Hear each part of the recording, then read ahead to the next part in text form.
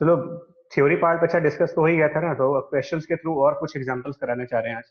कुछ नए क्वेश्चंस भी ऐड किए हैं, हालांकि मैंने आपको पिछली बार पूरी फाइल भेज दी थी। हमारा जो जो क्वेश्चन सॉल्व नहीं किए थे वो भी मैंने आपको पीडीएफ फाइल में भेज दिया था।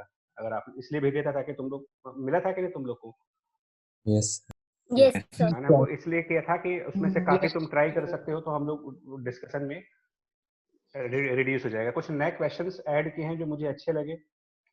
अच्छे मतलब देखने में नहीं, कंसेप्चुअली अच्छे।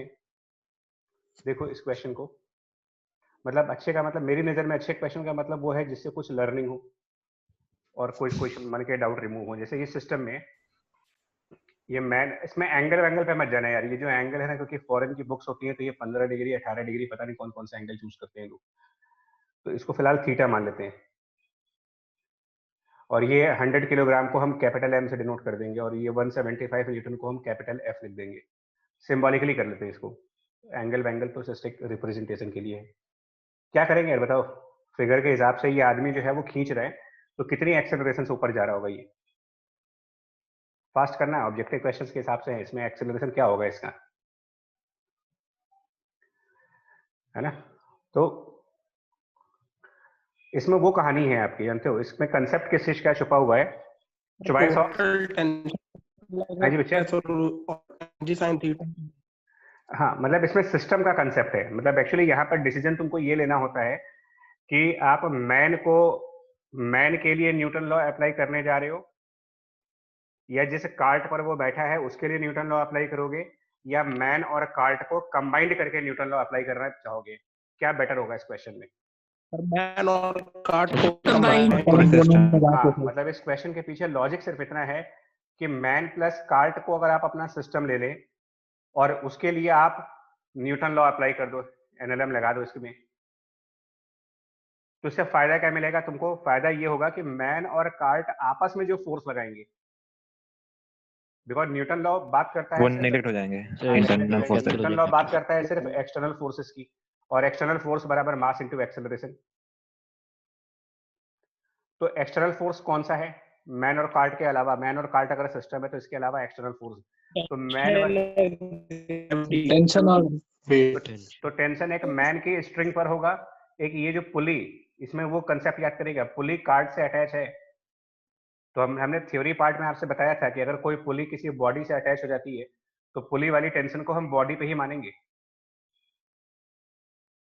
और एक टेंशन यहाँ पर, टोटल कितनी टेंशन लग रही है यहाँ पर? तो देखा जाए, अगर टोटल इफेक्टिव टेंशन पूरे से 4T, और उसके अगेंस्ट में ग्रेविटी का कंपोनेंट, तो उसके अगेंस्ट में ग्रेविटी का कंपोनेंट यहाँ लिखोगे mg sin theta, total mg sin theta, और equal to mass into acceleration. सीधा सीधा क्वेश्चन है, mg sin थीटा बराबर मास इनटू एक्सेलरेशन। और यहाँ पर t कितना रखेंगे, कैपिटल टी की वैल्यू?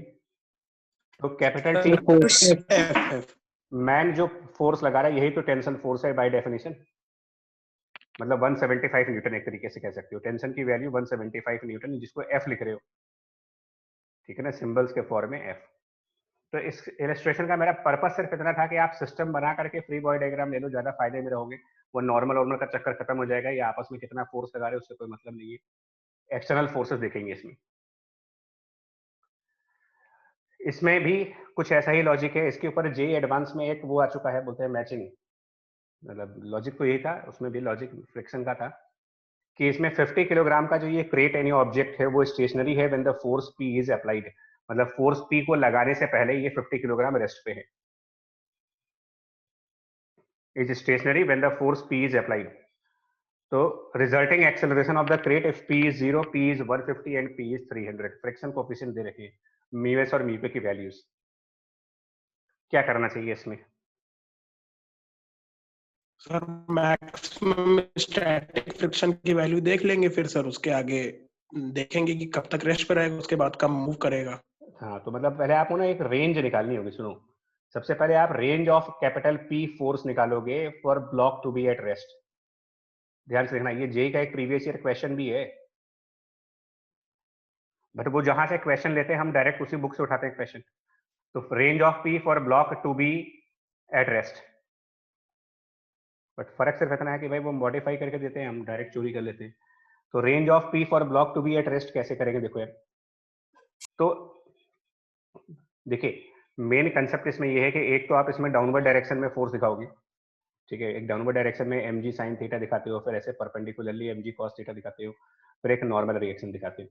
ये आप अगर स्पीड ज्यादा हो तो बता देना, फिर mg sin थीटा फिर mg cos थीटा और ये नॉर्मल रिएक्शन फोर्स। फ्रिक्शन किधर दिखाते हैं इस क्वेश्चन में? इसमें फ्रिक्शन भी लगाते हैं ना, तो फ्रिक्शन किस तरह दिखाओगे?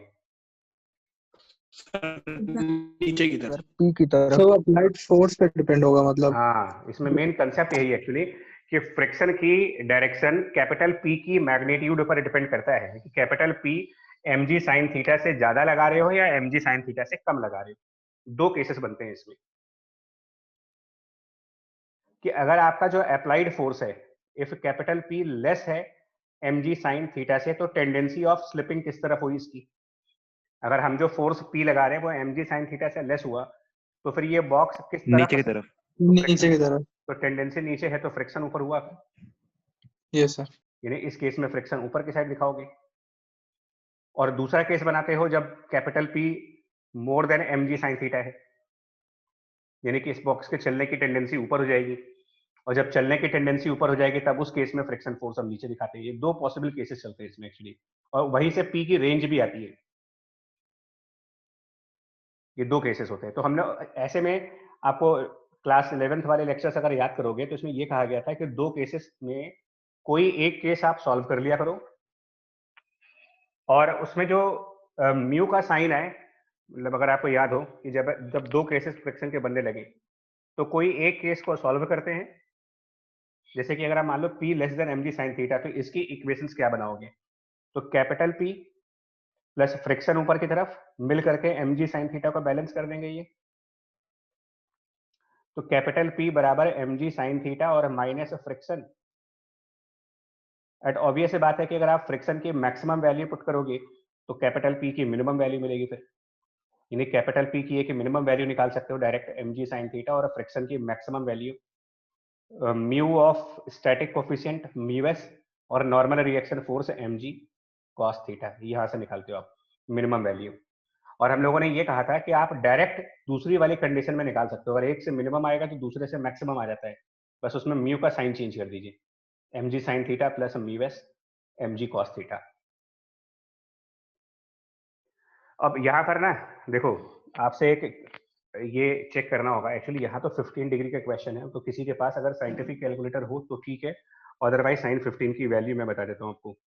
मतलब अगर आपके पास हो तो अच्छी बात है, अगर यूज कर सकते हो, और नहीं तो फिर हमको साइन 15 डिग्री की वैल्यू निकालनी पड़ेगी। तो साइन 15 डिग्री 0.25। 0.25 चलिए ले लेते हैं। साइन 15 डिग्री की वैल्यू 0.25 है, और कॉस 15 डिग्री की वैल्यू भी लमसम देख लेते हैं कितनी होगी, क्योंकि ना इसको थोड़ा सा कैलकुलेट करके बताएंगे। 0.96। 96 yes। 0.96 चलिए 0.96 ठीक है। ओके, तो यार ये बताओ मिनिमम मैक्सिमम का आंसर यहाँ पर कितना आएगा? ये क्वेश्चन समझने वाला है, इस क्वेश्चन को समझने वाला है। जेई एडवांस का पैराग्राफ भी मैचिंग है या कुछ है, लेकिन ऐसा ही कुछ था वो। वैल्यूज पुटअप करो। म्यूएस की वैल्यू 0.2 है, ठीक है, म्यूएस 0.2 है, और कैपिटल एम इसमें 50 किलोग्राम है, जी इक्वल टू 10 माने, जी को 10 मानेंगे, तो एक लमसम आइडिया बता दे, lump sum idea minimum value 75। Minimum 75 आ रहा है। Yes sir. Okay, maximum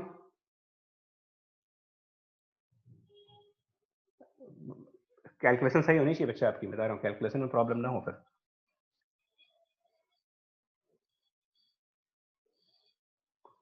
seventy five mg sin theta मतलब 0.25 इंटू 500, ठीक है, और प्लस कोई बता दो बच्चा को, जल्दी से हेल्प करो मेरी। मैक्सिमम वाला कितना आ रहा है लगभग?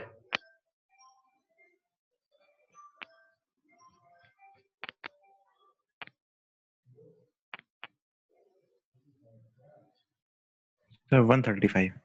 135 ठीक है।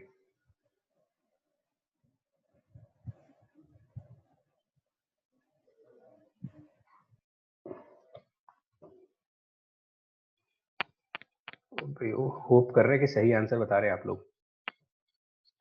0.2 सर 0.0 एक मिनट मिनिमम 20 आ रहा है। यस मिनिमम 29 आएगा। अच्छा ठीक है, तो 29 न्यूटन मिनिमम है और मैक्सिमम 221 221 चलिए लमसम ठीक है। तो अब बच्चे इसका पर्पस क्या था, इस क्वेश्चन को देने का पर्पस मेरा सिर्फ ये था कि जब आप इंक्लाइंड प्लेन पर ना ऊपर की तरफ किसी बॉडी को पुश करोगे, डाउनवर्ड नहीं, जब आप इंक्लाइंड प्लेन के ऊपर एक बॉडी को ऊपर की तरफ पुश करोगे तो डिपेंड करता है कि आप कितनी स्ट्रेंथ से बॉडी पर फोर्स लगा रहे हो।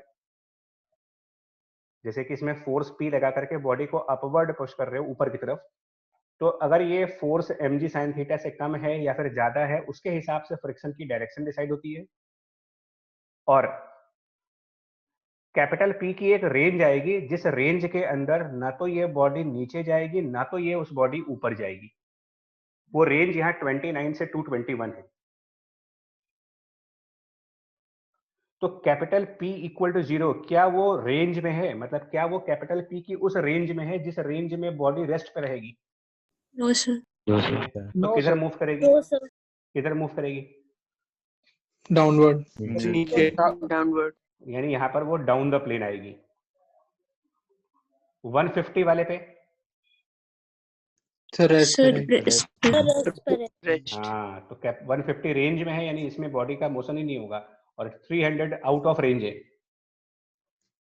अप द प्लेन होगा। मतलब आइडिया समझ पाए क्वेश्चन का कि मेरा आइडिया क्या था कि जब बॉडी को ऊपर की तरफ इंक्लाइंड प्लेन में अप द प्लेन अगर आप पुश करोगे तो एक मिनिमम और एक मैक्सिमम वैल्यू आएगी फोर्स की जिसके अंदर वो बॉडी स्टेशनरी रहेगी।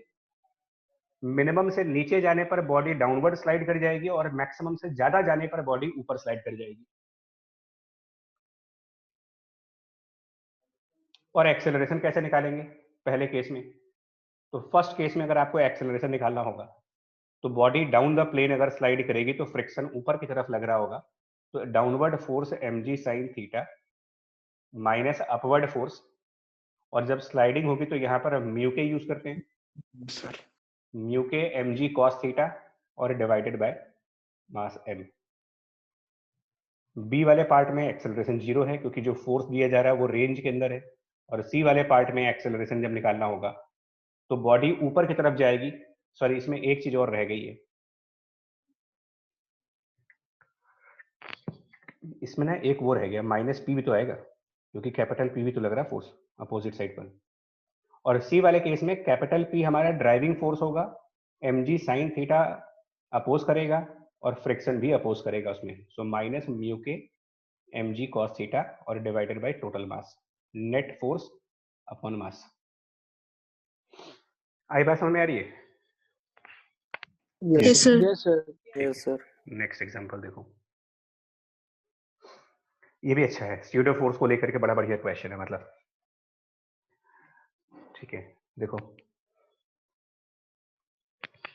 तो लेडी उसका मास दे रखा है 60 किलोग्राम। पहले बात तुमको ये नहीं समझ में आता कि यूएस वाले हर काम लेडी से क्यों करवाते हैं, मतलब उनकी किताब में जितने भी इस तरीके के काम हैं वो हमेशा वुमेन ही होती है उसमें, मतलब वहाँ जेंट्स क्या बिल्कुल कामचोर है क्या? बिल्कुल सर जेंडर इक्वालिटी दिखाने के लिए होता है। जेंडर इक्वालिटी अच्छा, मतलब तो क्वेश्चन जल्दी सॉल्व होगा। चलो अच्छी बात है, ठीक है, इंटरेस्ट बना रहेगा क्वेश्चन में। 60 kg women holds a 9 kg package, ठीक है, और एलिवेटर उसकी अपवर्ड एक्सेलरेशन दी जा रही है g/4। फोर्स बताना है आपको, देखो force capital R which the elevator floor exerts on her feet. इसकी जगह पर वेइंग मशीन भी हो सकती थी। ये क्वेश्चन ऐसे भी हो सकता था कि नीचे वेइंग मशीन है, बताओ उसमें क्या रीडिंग आएगी, क्योंकि जो फ्लोर एलिवेटर का फ्लोर जो फोर्स लगाएगा, याद करिएगा, वही चीज वेइंग मशीन के टाइम पर रीडिंग हो जाती है बॉडी के वेट की, मतलब उसका एपरेंट वेट।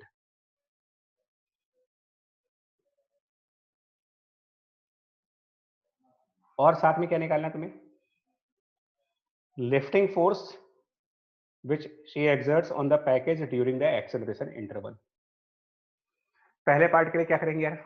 पहले पार्ट के लिए मतलब आर को निकालने के लिए क्या करेंगे? मतलब ये फ्लोर इस लेडी के ऊपर कितना रिएक्शन लगा रहा है, यानी कि नॉर्मल जिसको कह सकते हो, उसको इन्होंने आर लिखा है, मतलब बेसिकली ये नॉर्मल। इसको फाइंड आउट करने के लिए क्या करें, किसका sir as a system consider system करेंगे। कंसिडर हाँ। करके सूडो फोर्स ले लेंगे। तो फ्री बॉडी डायग्राम आप ले उसमें किसका, अगर आप सिर्फ वुमेन का लोगे तो फंस जाओगे इसमें। वुमेन प्लस बॉक्स को मिला दीजिए, मतलब उस पैकेज को मिला दीजिए। तो दोनों को मिला करके जब फ्री बॉडी डायग्राम बनाएंगे तो इसमें डाउनवर्ड डायरेक्शन की फोर्स दिखाओ कितनी आएगी दोनों को मिला करके, और अपवर्ड डायरेक्शन में क्या क्या फोर्स आएंगी। तो डाउनवर्ड डायरेक्शन में 60 किलोग्राम लेडी है प्लस 9 किलोग्राम का बॉक्स, तो 690 हो गया, जी को 10 मान ले अगर। उसके अलावा यहाँ पर अपवर्ड डायरेक्शन में यहाँ पर कैपिटल आर दिखा दोगे फटाफट। ये सब ट्रिक्स ऑब्जेक्टिव की ध्यान रखनी पड़ती है, क्वेश्चन को फास्ट कैसे करना होगा तुम्हें।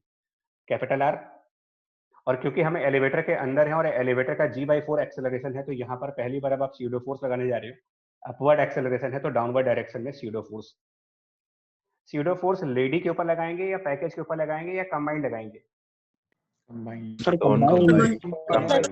Combined, right. यानी कि 69 इनका मास हो गया और 69 multiplied by acceleration of that lift g/4, ये स्यूडो फोर्स।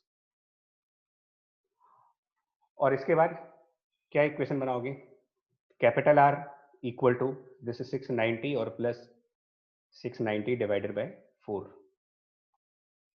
ये हो जाएगा फर्स्ट पार्ट। सेकंड पार्ट के लिए लिफ्टिंग फोर्स निकालने के लिए, मतलब ये लेडी इस बॉक्स पर कितना लिफ्टिंग फोर्स लगा रही है, तो अब आप बॉक्स का देंगे। अब फ्री बॉडी डायग्राम सिर्फ बॉक्स का बनाइए, ओनली बॉक्स। तो जब सिर्फ बॉक्स का फ्री बॉडी डायग्राम बनाएंगे तो बॉक्स का वेट दिखाएंगे, बॉक्स पर लिफ्टिंग फोर्स दिखाएंगे और बॉक्स पर स्यूडो फोर्स दिखाएंगे, 3 फोर्सेस। तो 9 किलोग्राम का बॉक्स तो 90 उसका weight, pseudo force 9 into g/4, pseudo force. सिर्फ बॉक्स का फ्री बॉडी डायग्राम बन रहा है, और वो कैपिटल एल जो लिफ्टिंग फोर्स है, इसको बैलेंस कर दीजिए, वहां से लिफ्टिंग फोर्स भी आ जाएगा एल की वैल्यू। सो लिफ्टिंग फोर्स 90 प्लस 900/4, मतलब सीधा सीधा ये क्वेश्चन है। तो 90/4 होगा। Yes sir. क्या बात है भाई, 90/4, ठीक है। नेक्स्ट, ये भी अच्छा क्वेश्चन है। इसका क्या मतलब है, determine the steady state angle alpha. Force P constant है, कार्ट का मास कैपिटल M है, पेंडुलम बॉब का मास M है, और rigid bar of length L has negligible mass, ignore all frictions. और evaluate your expression for P equal to 0, यानी कि force न लगाएं तो क्या आंसर आएगा। इसका क्या मतलब है यार स्टेडी स्टेट एंगल का? सर बॉडी कांस्टेंट स्पीड से चल रही है। नहीं, सर तो फोर्सेस बैलेंस नहीं है। स्टेडी स्टेट अल्फा Yes, का sir. मतलब ये हुआ कि ये एज ए यूनिट आगे बढ़ रहे हैं, मतलब कि मतलब स्मॉल m और कैपिटल M के बीच कोई रिलेटिव मोशन नहीं होगा। क्योंकि अगर आप याद करें तो जब आप दो मासेस को मिला करके न्यूटन लॉ की इक्वेशन लिखते हो तो ये तभी लिख पाते हो जब दोनों मासेस सेम एक्सेलरेशन पे चल रही हो। ये न्यूटन लॉ का बेसिक पॉइंट नहीं बताया गया था नोट्स में कि अगर दो मासेस सेम एक्सेलरेशन से चलेंगे तभी आप उनको मिला करके न्यूटन लॉ बना सकते हो। जैसे कि यहाँ पर आपने दोनों को मिक्स करके फ्री बॉडी डायग्राम बनाया है।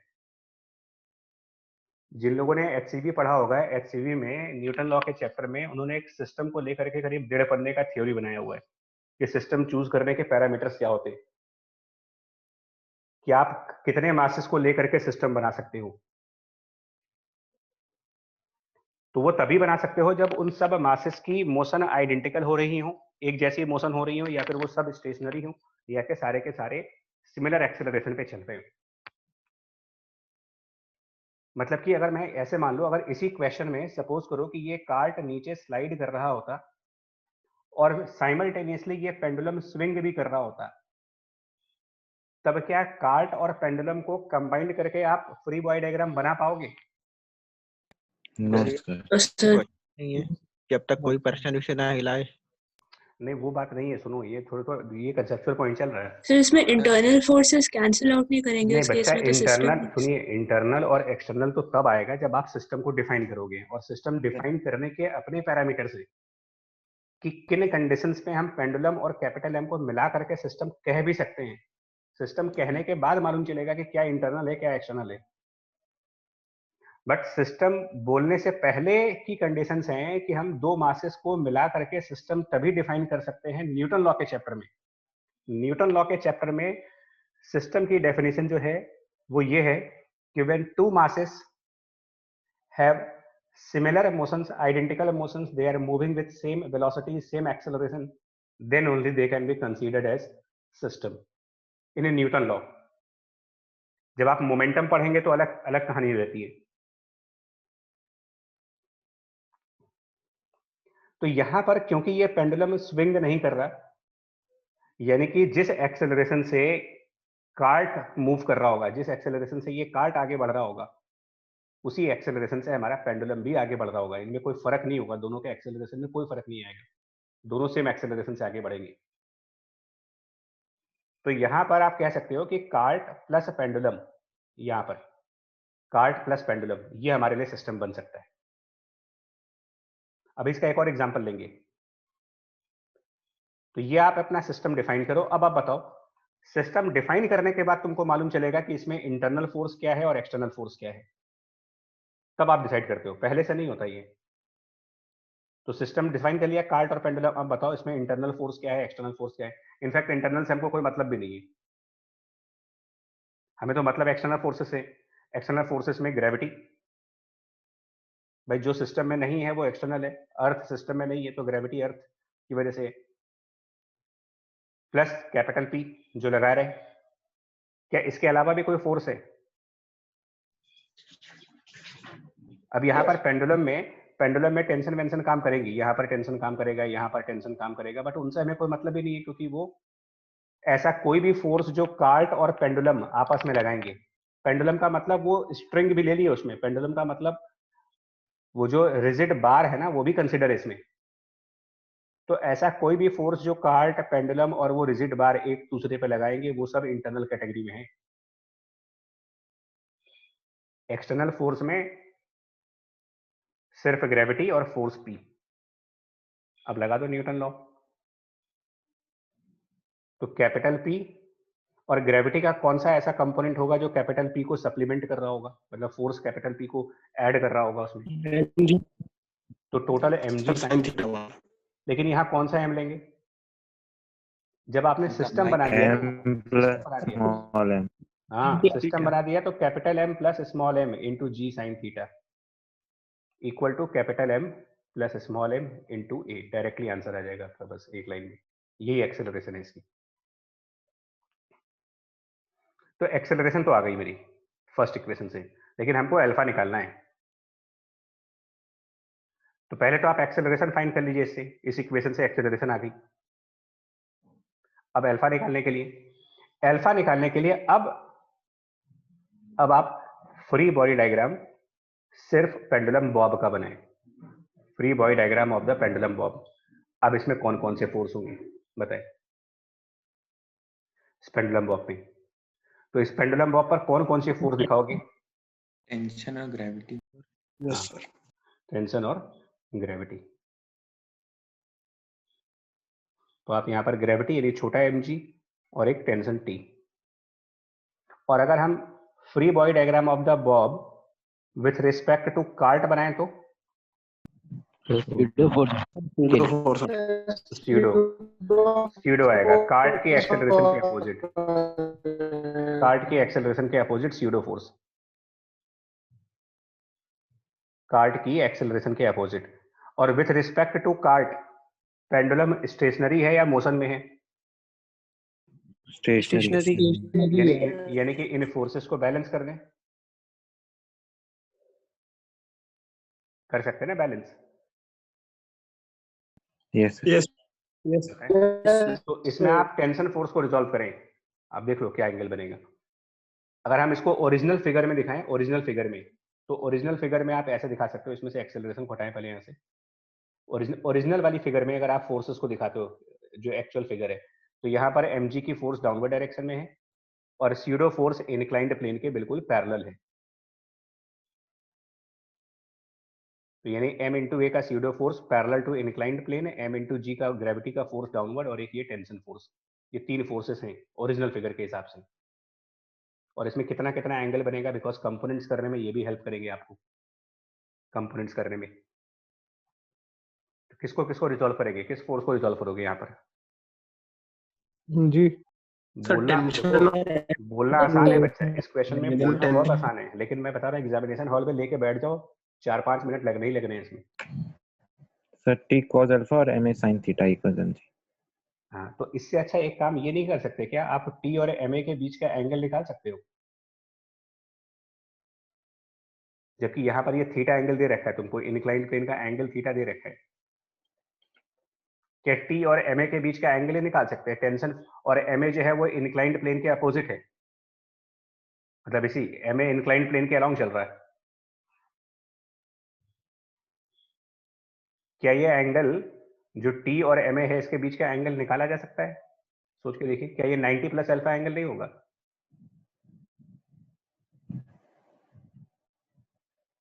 Sir 90 plus alpha minus theta. फिर गड़बड़ कर रहे हो, फिर गड़बड़ कर रहे हो।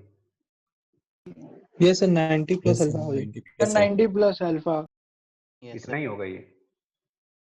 और एम ए और एम जी के बीच का एंगल, एम जी डाउनवर्ड है और एम ए इंक्लाइंड प्लेन के अलॉन्ग, यानी कि एम ए की डायरेक्शन इंक्लाइंड प्लेन पर, एम जी नीचे की तरफ, ये एंगल 90 प्लस थीटा होगा। 90 प्लस थीटा। तो तीसरा एंगल भी निकल जाएगा फिर। बोलो। और एक एक आपको लामीस थ्योरम नहीं बताई गई है? Yes sir. सर तो ये कब याद आएगा भाई? एम ए और टी के बीच का एंगल पता है, एम ए और एम जी के बीच का एंगल पता है, एम जी और टी के बीच का एंगल पता है। तो एक लामीज थ्योरम भी हुआ करती थी वेक्टर में, वो ये कहता था टी डिवाइडेड बाय, याद दिलाता हूं आपको, T divided by sine of the angle between other two vectors, जो एक तरीके से ट्रायंगल्स का साइन रूल है आपका। M G divided by sine of M A और टी के बीच का एंगल, और ऐसे ही तीसरा वाला टर्म है M A divided by sine of वो एंगल। आगे के दोनों आप ले लीजिए, जल्दी से आंसर आ जाएगा। मतलब मेरा कहने का मतलब है कि ट्रेडिशनल मेथड के अलावा भी तो लगाए जा सकते हैं कुछ चीजें, ये सब कंसेप्ट भी तो काम कर जाते हैं। क्योंकि कंपोनेंट करोगे, जानते हो उसमें फंसोगे कहां पर? कंपोनेंट करने पर आपको दो वेक्टर के कंपोनेंट करने पड़ेंगे, टेंशन के भी कंपोनेंट करने पड़ेंगे और एमजी के भी कंपोनेंट करने पड़ेंगे तुम्हें। लामीज थ्योरम लगाते हो तो कोई कंपोनेंट नहीं करना, डायरेक्टली मेरा आंसर आ जाएगा।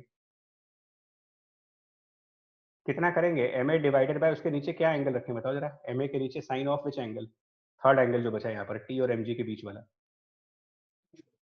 सो 180 minus theta 180 minus alpha minus theta. तो ये साइन थीटा प्लस अल्फा हो जाएगा यहाँ पर। तो आखिरी के दो टर्म ले लो, क्योंकि उसमें एक्सेलरेशन तो आप निकाल ही चुके हो। आखिरी के दो टर्म में एक्सेलरेशन तो फर्स्ट इक्वेशन से हम ले ही आएंगे, और फिर यहाँ से हमको कैलकुलेट करके अल्फा की वैल्यू मिलेगी।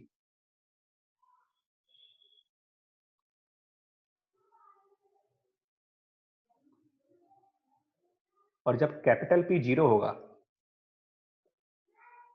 तो ध्यान देना है अल्फा इक्वल टू, चेक करना कितना आएगा। ये बहुत इंटरेस्टिंग क्वेश्चन भी दिया है। कैपिटल पी 0 यानी कि अगर हम बिना किसी फोर्स के वो कार्ट वैसे ही स्लाइड करें तो पेंडुलम कितने एंगल पर स्टे करेगा।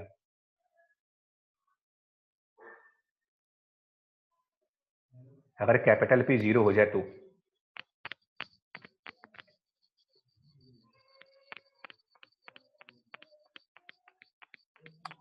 sin inverse a by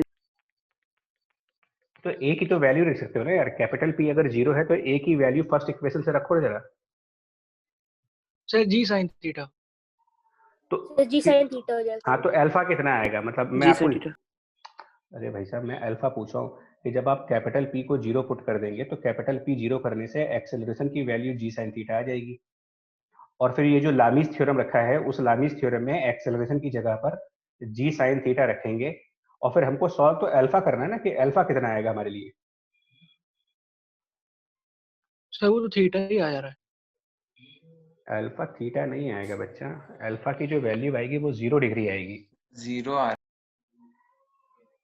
हाँ, ये सर 0 ही है। ये सर 0 आ रहा है, 0 आ रहा है। चेक करना ये। अभी आप इस बात को समझ नहीं पा रहे हो कि यहाँ पे हो क्या रहा है, बताओ। Yes, sir. 0. हाँ, अभी आप इस बात को समझ नहीं रहे कि यहाँ पे हो क्या रहा है।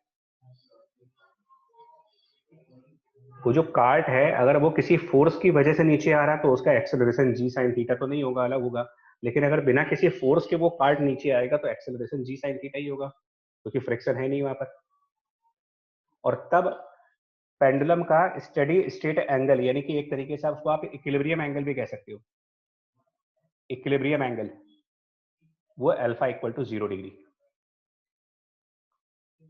मैं बताऊं, इसके ऊपर भी जेई का क्वेश्चन है, लेकिन दूसरे चैप्टर में है।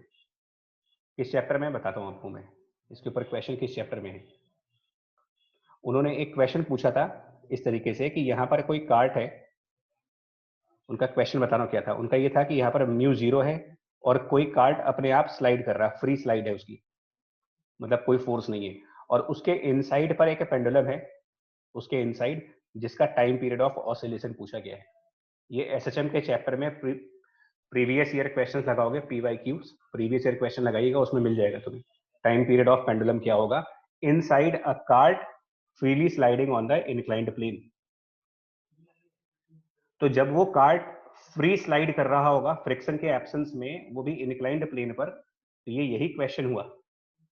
ये हम लोग थोड़ा सा और डिटेल में लेके जा रहे हैं कि फोर्स लगा करके चलेगा तब क्या बन रहा होगा, तब वो कितने एंगल पर इक्विलिब्रियम पर आएगा। लेकिन अगर कैपिटल P 0 हो गया तो उसका equilibrium angle alpha equal to 0 degree पर है। यानी कि ये जो पेंडुलम है ये ही इक्विलिब्रियम है। और इस समय ग्रेविटी का कौन सा कंपोनेंट टेंशन के अपोजिट साइड पर होगा, बताएंगे आप? टेंशन टी के अपोजिट ग्रेविटी का कौन सा कंपोनेंट होता है? तो इस तरफ रिजॉल्व करोगे तो mg इंटू कॉस थीटा, उसमें से जो g कॉस थीटा ये आपके लिए g इफेक्टिव का काम करेगा यहाँ। और ऐसे, ये हालांकि इस चैप्टर का पार्ट नहीं है, बट फिर भी एसएचएम में ये बताया गया था कि time period is 2 pi divided by root 2 pi into root of L divided by effective gravity.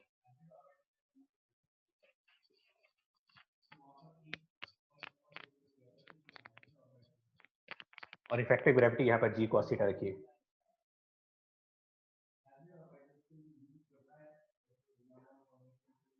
In case यहाँ पर हालांकि पूछा नहीं जाएगा, बट फिर भी हम लोग इसको डिनाई भी नहीं कर सकते कि नहीं। इन केस इस क्वेश्चन में ये जो पेंडुलम है, अगर ये अपने स्टेडी स्टेट एंगल के अबाउट स्मॉल ऑसिलेशंस करे, क्या होगा टाइम पीरियड इसका? अगर ये पेंडुलम अपने steady state angle alpha, steady state angle alpha का मतलब वो एंगल जहां पर ये इक्विलिब्रियम पर है, अगर कोई जा करके इसके इक्विलिब्रियम को डिस्टर्ब कर दे और ये सिंपल हार्मोनिकली ऑसिलेट करना स्टार्ट कर दे, क्या होगा इसका टाइम पीरियड?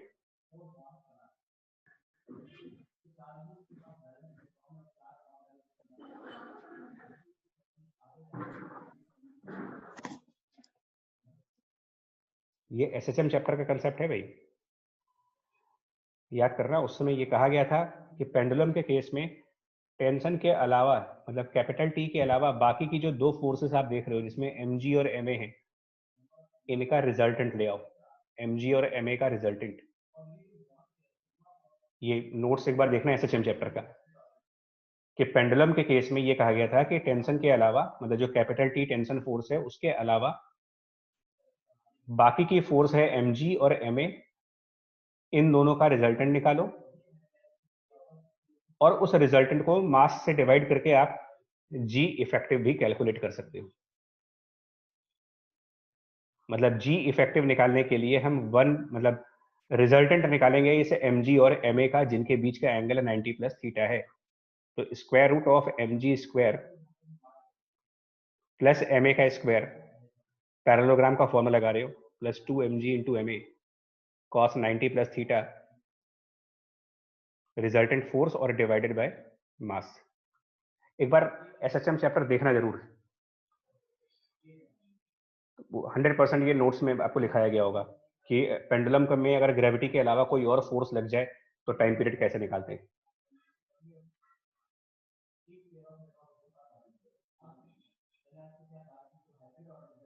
ठीक है, बड़े आगे बताओ। चलिए जी, ये समझना है, ये वाला फ्री स्लाइड में मतलब कार्ट के 90 डिग्री एंगल पर, कार्ट के 90 डिग्री एंगल पर जो लाइन होगी यही स्टेडी स्टेट एंगल है, यही इक्विलिब्रियम है इसका, इसी लाइन पर पेंडुलम इक्विलिब्रियम पर होगा।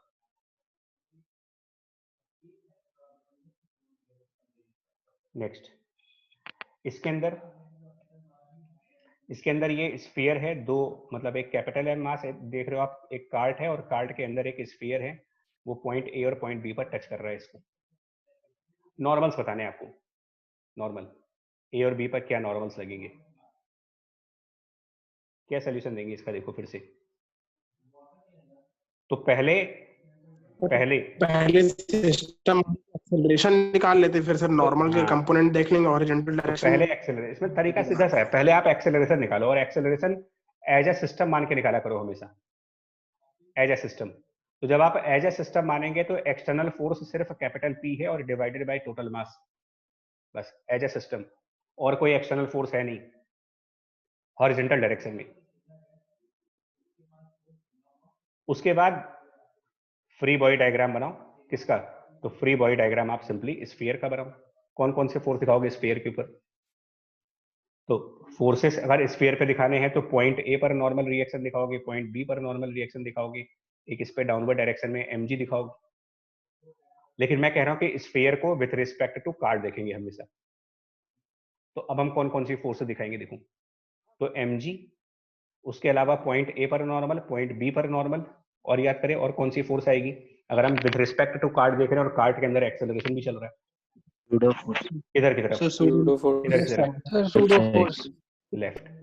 पीछे की लेफ्ट तरफ। तो side. Small m into acceleration जो कि capital P divided by capital M plus small m का स्यूडो फोर्स, उसके अलावा छोटा mg, normal reaction at point A और normal reaction at point B।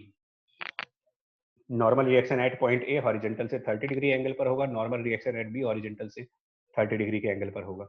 अब इसके आगे आप रिजॉल्व करके कर सकते हो, नॉर्मल को रिजॉल्व कर लीजिए, नॉर्मल्स को रिजॉल्व कर लो, तो नॉर्मल एट ए और उसका साइन 30 कंपोनेंट ऊपर की तरफ, प्लस नॉर्मल एट बी उसका साइन 30 कंपोनेंट ऊपर की तरफ, मिला करके mg के बराबर। नॉर्मल एट ए उसका हॉरिजॉन्टल कंपोनेंट √3/2 और equal to normal at B उसका हॉरिजॉन्टल कंपोनेंट √3/2 और plus pseudo force m into capital P upon capital M plus small m। ये हमारी सेकंड इक्वेशन। समझ आ गई ये चीज? Yes sir. Yes sir. ठीक है, नेक्स्ट देखो, इसमें बताओ जल्दी से। स्टैटिक कोएफिशिएंट का दे रखा है आपको 0.3 ट्रक और बॉक्स के बीच में, ट्रक और बॉक्स के बीच में म्यूएस दे रखा है 0.3। मिनिमम स्टॉपिंग डिस्टेंस एस, जिसमें ट्रक को आप स्टॉप कर पाओ इनिशियल स्पीड 70 से, सो दैट की crate is not to slip forward, ये कंडीशन है। क्या करेंगे देखो यार, पहले इसमें लगाओ काइनेमेटिक्स का कंसेप्ट। काइनेमेटिक्स का कंसेप्ट ये लगाओ कि let acceleration of truck is a, उसको ए मान लेते हैं, acceleration of truck is a, in fact minus a होगा क्योंकि वो रिटार्डेट हो रहा है। तो पहले काइनेमेटिक्स लगाओ, 70 किलोमीटर पर आवर से उसको स्टॉप करना है, 70 किलोमीटर पर आवर से उसको स्टॉप करना है over a distance of capital S. Third equation लगा सकते हो, v square equal to U square 70 into 5/18 कर लेना उसको, मतलब पहले मीटर पर सेकंड में 70 into you square minus 2 into acceleration into distance. यहाँ से एक्सेलरेशन निकाल सकते हैं, 70 into 5/18 square divided by 2s, ये एक्सेलरेशन। अब इसके बाद आप फ्री बॉडी डायग्राम बनाओ, फ्री बॉडी डायग्राम उस बॉक्स का बनाइए, लेकिन वो किसके रिस्पेक्ट में बनाइए, तो free body diagram of the box with respect to truck बनाओ। कौन कौन सी फोर्स दिखाओगे उसके ऊपर ट्रक के रिस्पेक्ट में, mg, सूडो आगे की तरफ, नॉर्मल, पीछे की तरफ, स्यूडो किधर दिखाएंगे, हाँ मेन पॉइंट ये। तो ट्रक का मोशन अगर फॉरवर्ड है और उसको रिटार्डेट किया जा रहा है, तो ट्रक की मोशन सर फॉरवर्ड है, आगे आएगा। हाँ एक्सेलरेशन पीछे, और स्यूडो फोर्स हमेशा एक्सेलरेशन के अपोजिट पे चलता है, यानी स्यूडो फोर्स उस बॉक्स के ऊपर फॉरवर्ड, और ये pseudo force mass multiplied by acceleration उस ट्रक का जिसके रिस्पेक्ट में देख रहे हो। जिसके रिस्पेक्ट में देख रहे हो उसका एक्सेलरेशन। तो m into this 70 into 5/18 square divided by 2s। और इसके अपोजिट में, बिकॉज इसको स्लिप नहीं करना है, not to slip. Not to slip का मतलब फ्रिक्शन इसको अपोज करे। और लिमिटिंग केस निकालना तुम्हें, minimum stopping distance. Actually minimum stopping distance का मतलब जब कैपिटल एस मिनिमम होगा, स्टॉपिंग डिस्टेंस आपका मिनिमम होगा, इसका मतलब स्यूडो फोर्स मैक्सिमम होगा। और जब स्यूडो फोर्स मैक्सिमम होगा तो फ्रिक्शन भी मैक्सिमम होगा। और अगर मैक्सिमम फ्रिक्शन होगा तो इसको आप म्यू मल्टीप्लाइड बाय नॉर्मल से कंपेयर कर देंगे, यानी कि स्यूडो फोर्स की वैल्यू म्यू इनटू नॉर्मल के बराबर होनी चाहिए। आगे हो जाएगा क्वेश्चन, बताएं। Yes sir. हो जाएगा सर, हो जाएगा। है ना? Yes sir. चलिए थोड़ा सा फास्ट कर रहे हैं बिकॉज नंबर ऑफ क्वेश्चन बहुत ज्यादा है, इसी वजह से हम थोड़ा सा स्पीड में चल रहे हैं। देखो अब इस क्वेश्चन में देखिए, इसमें ये 50 मीटर पे ही स्टॉप कर रहे हैं। 70 से इन्होंने 50 मीटर में ही स्टॉप कर दिया।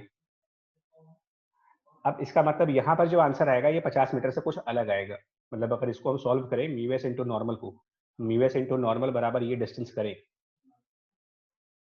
तो ये लगभग वैल्यू, मतलब अगर आप इसको कैलकुलेट करेंगे तो म्यू एस 0.3 के बराबर है इंटू एम जी, जी को 10 मान लेंगे, इक्वल टू ये वैल्यू m 350/18। 350/18 को आप लगभग 20 मान लें, ऑलमोस्ट 20 के आसपास है वो। 360/18 ऑलमोस्ट 20 मान लेते तो 400 और डिवाइडेड बाय 2s। तो ये एक अंदाजे से आपको आंसर मिल जाएगा, लगभग कितना आंसर बनेगा इसमें अप्रोक्सीमेटली जो इसकी वैल्यू बन जाएगी यहाँ से 200 आ रहा है, और 200 और 20/0.3 200/3, दैट मीन्स कि ये बन जाएगा लगभग 67 मीटर के आसपास आ रहा है। यानी कि 67 मीटर से पहले अगर स्टॉप कर दिया आपने तो वो बॉक्स स्लिप कर जाएगा इसमें से। तो अगले क्वेश्चन में वो यही कह रहे हैं कि स्टॉपिंग डिस्टेंस 50 मीटर है, 50 मीटर में ही स्टॉप कर दिया जा रहा है उसको। इसका मतलब ये बॉक्स स्लाइड करेगा। तो कहां स्लाइड करेगा, फ्रंट साइड पर जाएगा या बैक साइड पर जाएगा? ये सर फ्रंट साइड पे जाएगा। Front side. तो नॉर्मल mg याद करिए, जब इसमें आप इसको एक्सेलरेशन पीछे है तो स्यूडो फोर्स आगे है, और स्यूडो आगे होगा, फ्रिक्शन बैकवर्ड होगा, यानी कि स्यूडो फोर्स ज्यादा लगेगा इस केस में। दैट मींस ये बॉक्स फॉरवर्ड स्लाइड करेगा। और उसके बाद if the crate does strike the wall calculate the speed relative to the truck as the impact, मतलब कोलिजन के टाइम पर कोफिशिएंट ऑफ फ्रिक्शंस आपको दे रखे हैं। तो यानी कि ये बॉक्स अब स्लाइड करेगा, तो acceleration of the box with respect to truck, इसको निकालिए। इसको निकालने के लिए क्या करेंगे, pseudo force m into A minus friction kinetic वाला म्यू के इंटू नॉर्मल और डिवाइडेड बाय मास। और एक्सेलरेशन के लिए आपको ना, इसके लिए आप यूज करोगे काइनेमेटिक्स। काइनेमेटिक्स में क्या दे रखा है तुमको, इनिशियल स्पीड 70 दे रखी है, 50 मीटर का स्टॉपिंग डिस्टेंस दे रखा है। तो लगाएंगे v² बराबर u² माइनस 2as का फॉर्मूला।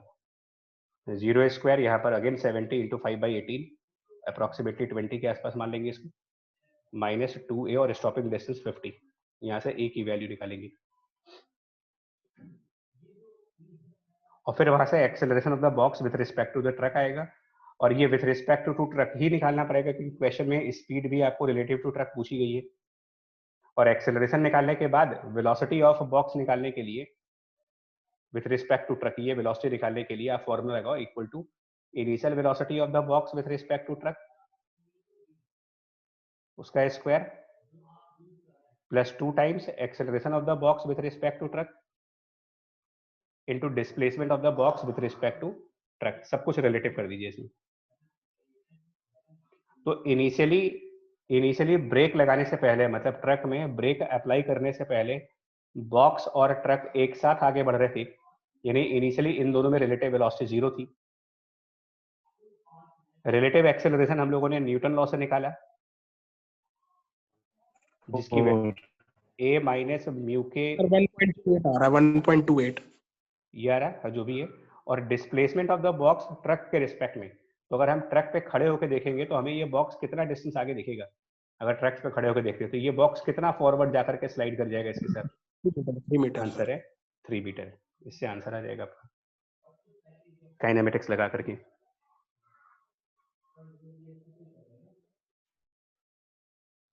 ठीक है। Yes sir. Yes sir. चलिए, इसमें यूनिट्स पर ध्यान नहीं देना आपको। इसमें यूनिट्स की जगह आप सिंपली ये रहे 40 पाउंड्स की जगह पर यहाँ पर एक फोर्स लगा रहे हैं F, और ये कुछ अलग है M। हालांकि ये चीज हम लोगों ने ना आपके क्लास 11th में भी ये चीज बताई थी कि किसी स्ट्रिंग पर फोर्स लगाना और उस फोर्स के बराबर का वेट लगाने में फर्क है। ये आपको बताया गया होगा अगर आप याद करें। यस क्या फर्क यस है सर। इसमें? यस क्या फर्क है? सर, वो टेंशन सर के दूसरे बराबर वाले में जाके टेंशन फोर्स नहीं लगा। आती है सर। हाँ, मतलब अगर ये सब बता देते हैं, मान लो सपोज ये 2 किलोग्राम है और हम यहाँ पर 60 न्यूटन की फोर्स लगाएं, और दूसरे वाले फिगर में ये 2 किलोग्राम का बॉक्स है और वहां पर 60 न्यूटन की फोर्स लगाने की बजाय 6 किलोग्राम का बॉक्स लगा दें। इन दोनों में फर्क है। इन दोनों में फर्क है। बिल्कुल सही बोले इन लोगों ने भी कि पहले वाले केस में जो 60 न्यूटन का फोर्स लगा रहे हो, 60 न्यूटन टेंशन फोर्स है, लेकिन दूसरे वाले में टेंशन फोर्स 60 न्यूटन के बराबर नहीं है। यहाँ पर ये 2 ब्लॉक सिस्टम काम कर जाएगा। तो पहले वाले में तो आसानी से कर लोगे कि टेंशन की वैल्यू 60, फिर यहाँ पर T, यहाँ पर T, दोनों पुलिस पर, तो ब्लॉक के ऊपर हम 2T दिखा देंगे। तो इस ब्लॉक के ऊपर अपर की साइड पर 120 न्यूटन का फोर्स आएगा और नीचे की साइड पर 2 किलोग्राम के हिसाब से 20 का फोर्स आ गया एक्सेलरेशन निकालने के लिए। Simple Newton law, 120 minus 20 divided by इसका मास 2। ये पहले वाले केस में। बट दूसरे वाले में सर कंस्ट्रेंट बनाना पड़ेगा पहले। हाँ, इसमें कंस्ट्रेंट भी चाहिए। इसमें एक तो इस 2 किलोग्राम के ऊपर 2T की टेंशन आएगी, उसके अलावा इसमें 2 किलोग्राम के हिसाब से 20 का फोर्स आएगा, फिर 6 किलोग्राम वाले पर एक T आएगा और उसके ऊपर 60 का वेट आएगा, और इसमें एक कंस्ट्रेंट भी आएगा जो आपको बताया था टेंशन मेथड से निकाल सकते हो कि अगर हम 6 किलोग्राम वाली बॉडी को डाउनवर्ड डायरेक्शन में A1 एक्सेलरेशन मानते हैं और 2 किलोग्राम बॉडी को अपवर्ड डायरेक्शन में A2 मानते हैं, तो A1 और A2 का एक कंस्ट्रेंट रिलेशन टेंशन वाली मेथड से, जिसमें कहा गया था कि sigma of T dot V equal to 0, तो उससे जब इसका कंस्ट्रेंट बनाओगे पहले, तो क्या रिलेशन बन रहा है इसमें A1 A2 के बीच में? अगर हम कंस्ट्रेंट इक्वेशन लगाते हैं A1, क्या ये सही है 2A1 बराबर A2? बोलो 2A1 बराबर A2, या फिर सर A1 बराबर A1 equals to sir 2A2 उल्टा होगा सर जो उल्टा आपने है सर। जानबूझ के उल्टा बोला था ताकि ये तो पता चले। Equal to 2A2 sir A1 बराबर 2A2, और इसमें A1 को एक्सेलरेशन A1 को न्यूटन लॉ से रिप्लेस करेंगे, तो acceleration A1 according to Newton law will be 60 minus capital T divided by mass 6, और acceleration A2 2T minus 20 upon 2। बस इसको पुट करके अपना T निकाल सकते हो, T भी निकाल सकते हो, A1 A2 भी निकाल सकते हो। तो डायरेक्टली फोर्स लगाना मतलब टेंशन होता है वो, और अगर आप ब्लॉक अटैच कर रहे हैं तो टेंशन ब्लॉक की वेट के बराबर नहीं आती है, टेंशन ब्लॉक की वेट से डिफर कर जाती है कुछ, और उसको निकालने के लिए ही कंस्ट्रेंट इक्वेशन लगाना पड़ता है आपको।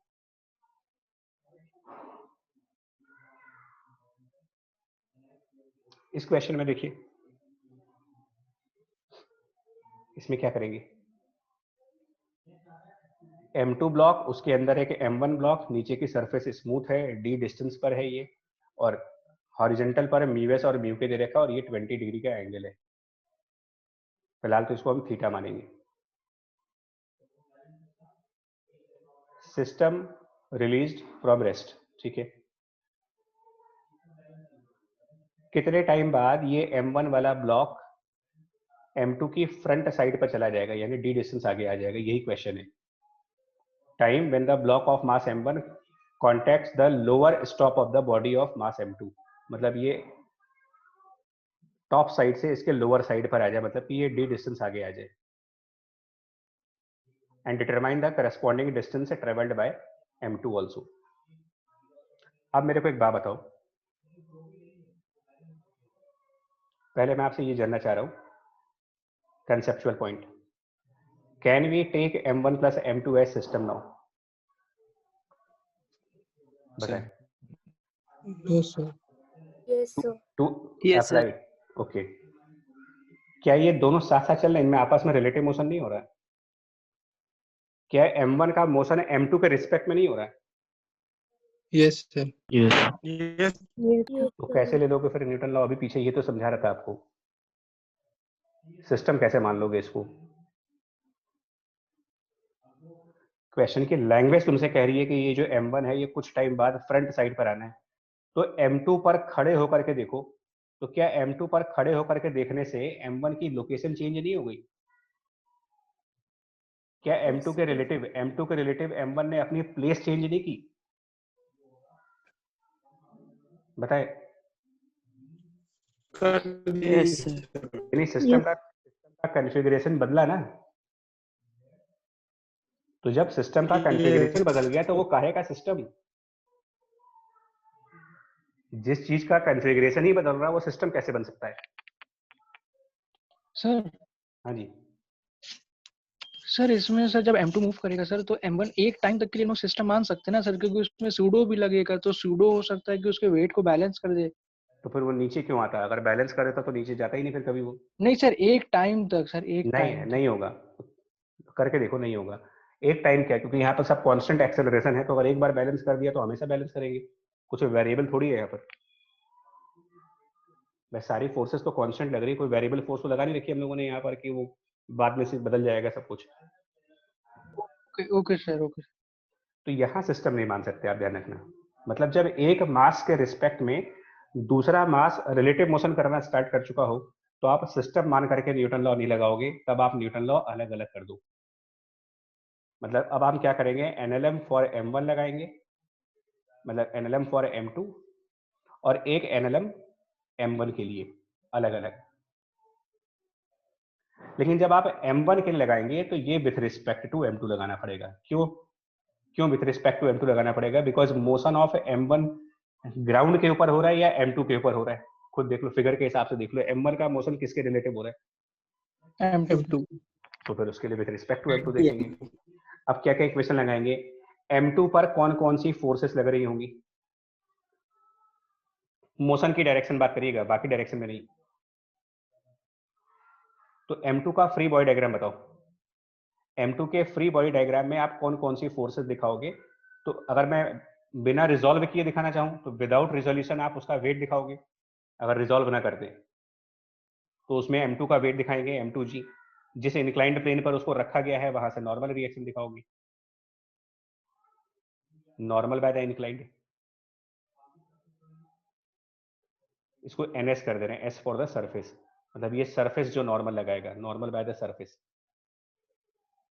और कौन सा फोर्स दिखाओगे? सर सर नॉर्मल M1 दो टाइप का नॉर्मल रहता है। नहीं, m1 का कॉन्टैक्ट लेफ्ट साइड से छूट जाएगा। मैं दूसरी फिगर ड्रॉ कर दे रहा हूँ, मैं एक दूसरी फिगर ड्रॉ कर दे रहा हूँ। एक्चुअली कुछ टाइम बाद सिचुएशन क्या होगी, जब m1 मोशन में जा चुका होगा ना, आपको मैं फिगर दिखा रहा हूँ यहाँ पर क्या बनेगी।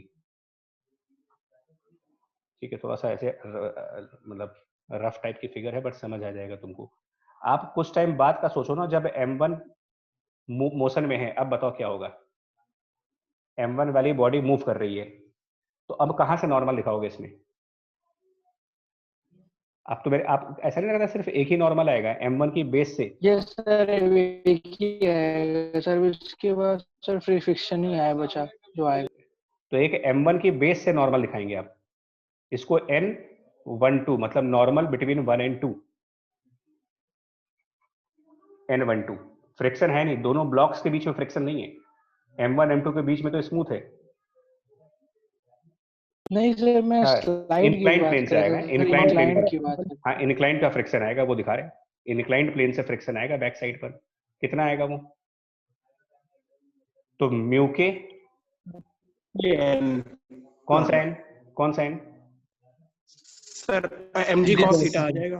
अरे भैया mg cos थीटा नहीं होगा, सर ns अभी रिजल्ट लेना पड़ेगा NS सर, होगा, NS NS होगा, लेकिन NS mg cos थीटा नहीं होगा। इस बात को जल्दीबाजी मत करो अभी, आप यहाँ पर कोई फंस जाओगे। m1 plus m2। हाँ, और इस तरफ बॉडी का मोशन है, इसकी एक्सेलरेशन a2 मान लेते हैं। तो पहले इसकी इक्वेशन बना लेते हैं, उसके बाद बढ़ेंगे आगे।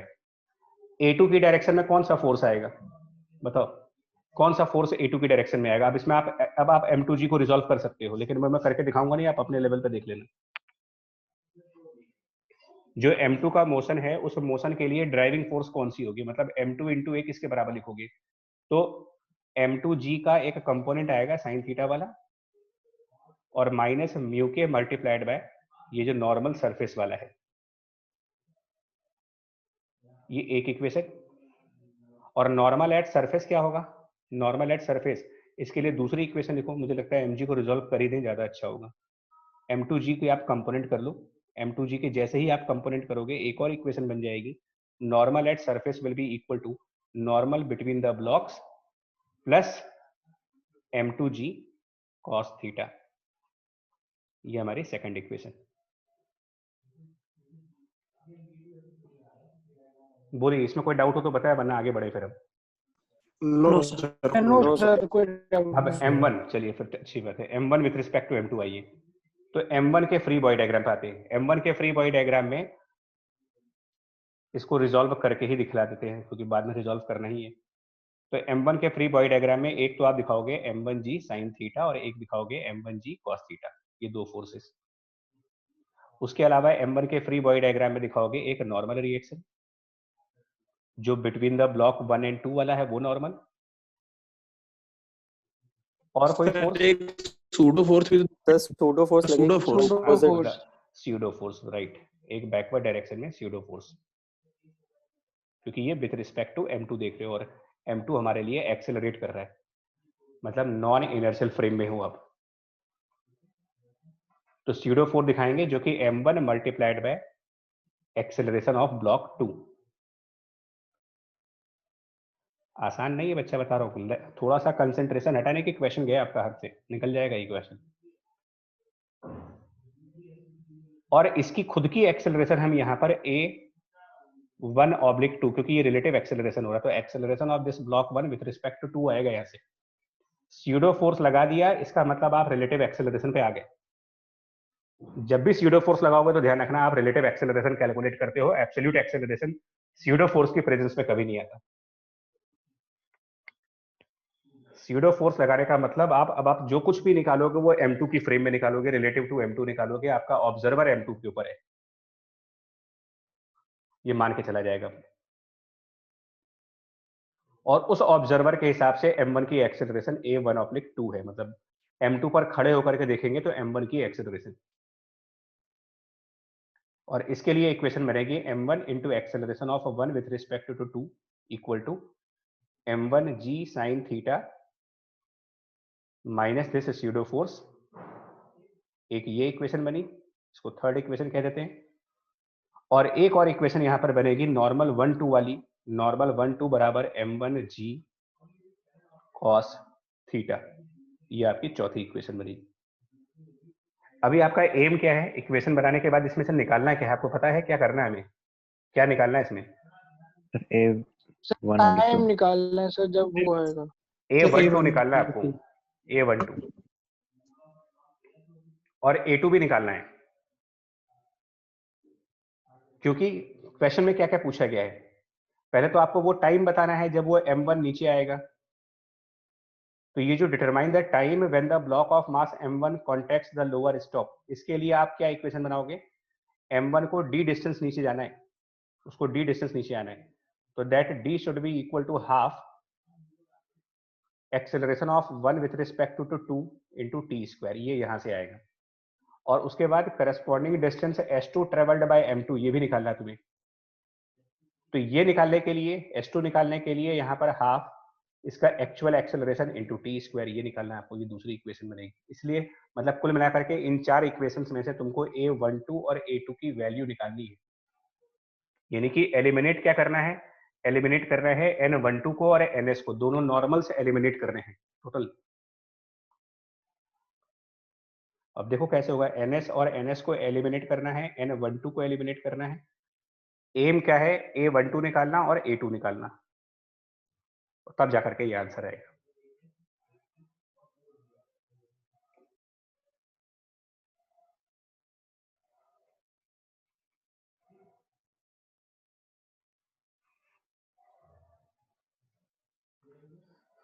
ओके करिए तो बताए फिर आगे बढ़े। Yes sir. Yes, sir. क्यों ना? Yes, चलो, sir. Yes, sir. ठीक है। ये भी बहुत अच्छा क्वेश्चन है, मतलब रिवीजन पर्पज से। आप देखो ना इसमें क्या क्या कंसेप्ट लगे हुए हैं। देखो एक बार क्वेश्चन को रीड करो, बहुत बढ़िया क्वेश्चन है, बता रहा हूँ।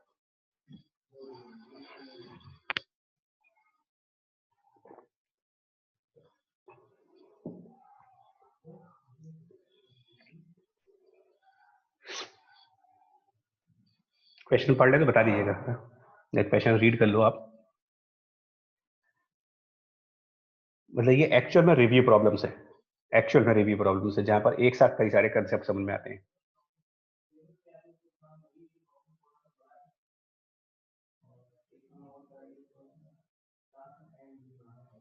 आया समझ में आपको? Yes sir. चलिए, Yes, sir. यस मतलब रिव्यू प्रॉब्लम है ये, रिव्यू टेस्ट नहीं है। टेस्ट अलग होता है और रिव्यू प्रॉब्लम्स अलग होते हैं। रिव्यू प्रॉब्लम्स का मतलब वो क्वेश्चन जिनसे हमको थ्योरी रिवाइज हो जाए। इसके अगले स्टेज पर आपकी टेस्टिंग होगी कि जो सीखा है उसका टेस्ट दो। देखो 2-3 बातें इसमें लगनी है। पहला, M2 की स्पीड दे रखी है इस क्वेश्चन में, तो आप ये बताओ M1 की क्या स्पीड होगी। पहले तो ये बताओ, मतलब इसमें कंसेप्ट 1, 2 टाइम्स 2 पहले तो आप कंस्ट्रेंट लगाओ और कंस्ट्रेंट से आप निकालो स्पीड ऑफ M1। कंस्ट्रेंट के लिए ऑब्जेक्टिव तरीका बता चुका हूं, sigma of T dot V0 करिए, उससे आंसर निकालिए क्या आएगा। और अगर M1 पर हम टेंशन T दिखाते हैं तो नेचुरल सी बात है M2 के ऊपर आप 2T की टेंशन दिखाओगे। इसके आगे तुम खुद प्रोसीड करो और आंसर बताओ क्या बनेगा। स्पीड ऑफ M1 कितनी आ रही है, देखिए V1 की वैल्यू। क्या आंसर आ रहा है आप लोग का? 2 पर कंस्ट्रेंट से। ठीक है, इसके बाद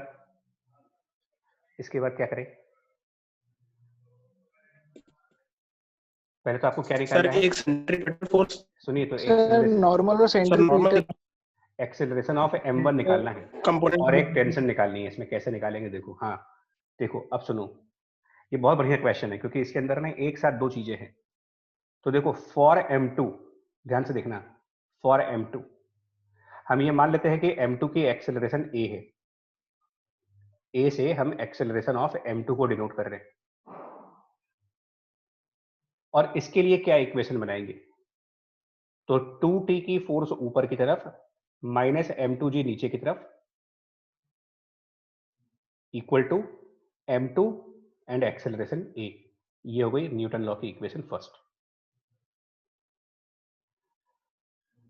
ठीक है, अब ये बताओ, अगर M2 की एक्सेलरेशन a है तो कंस्ट्रेंट इक्वेशन से M1 की कितनी एक्सेलरेशन होगी? बाय द कंस्ट्रेंट इक्वेशन जो आपने स्पीड Two way. 2a। तो ये 2a टेंजेंशियल एक्सेलरेशन होगा M1 का, क्योंकि M1 सर्कुलर मोशन पे है। यस तो Yes, इसकी sir. क्या इक्वेशन बनेगी? देखो दैट मींस कि for tangential acceleration of M1, for the tangential acceleration of M1,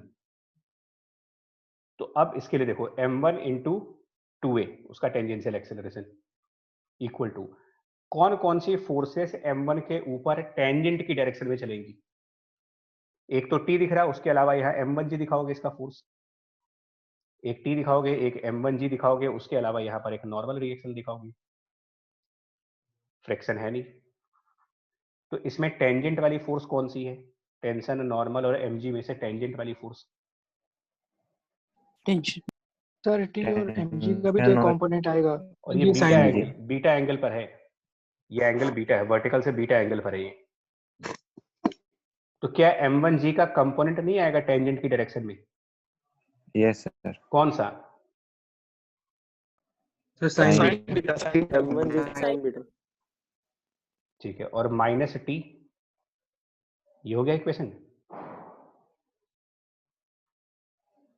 बोलो बच्चा सही है तो आगे बढ़े फिर। और yes sir. Yes, sir. Yes sir अच्छा, क्योंकि M1 सर्कुलर मोशन में है तो उसके पास सेंट्रीपिटल एक्सेलरेशन भी है। तो for centripetal acceleration of M1 उसकी भी इक्वेशन बनाओ। वो किधर की तरफ होगा? m1 का centripetal acceleration toward centre. Toward centre. लेकिन इसमें कंस्ट्रेंट नहीं आएगा, सेंट्रीपिटल एक्सेलरेशन से कंस्ट्रेंट नहीं है। कंस्ट्रेंट इक्वेशन जो लगाओगे वो टेंजेंशियल एक्सेलरेशन के लिए लगेगी, और सेंट्रीपिटल ये तो परपेंडिकुलर कंपोनेंट है। हाँ, इसकी जरूरत भी नहीं है, इसके लिए तो स्पीड दे रखी है। तो mg का कौन सा कंपोनेंट सेंटर की तरफ है? अगर हम ध्यान से देखें ना, तो sir m1 cos cos beta beta. Centre की तरफ, और उसके Cos. अपोजिट नॉर्मल, ये total force should be equal to the centripetal m1 v square by r। तो अगर m2 की स्पीड v2 है तो सिंबॉलिकली हम यहाँ 2v2 लिखेंगे, क्योंकि कंस्ट्रेंट इक्वेशन से v1 की जो वैल्यू बन रही है वो 2 टाइम्स ऑफ v2। यस ये आपकी थर्ड इक्वेशन बनेगी।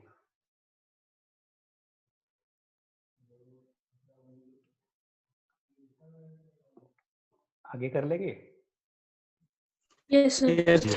यस सर हो गया। जो, और तीसरे पार्ट में maximum speed of m2 for which m1 remains in contact, मतलब क्या करना है तुमको यहाँ पर?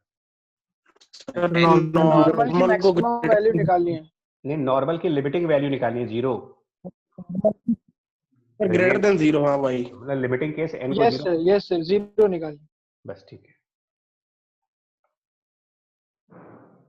ये खतरनाक है, ये खतरनाक क्वेश्चन है। ये जानते हो क्यों खतरनाक है? सर फिगर से दिख रहा है। नहीं, फिगर तो फिर भी अच्छी है, मतलब जो हमारे इंडियन किताबों में फिगर आती है वो तो खैर और भी सुभान अल्लाह, बट ये तो फिर भी कोरियोलिस फोर्स वगैरह भी रहेगा। हाँ, ये कोरियोलिस फोर्स के ऊपर है।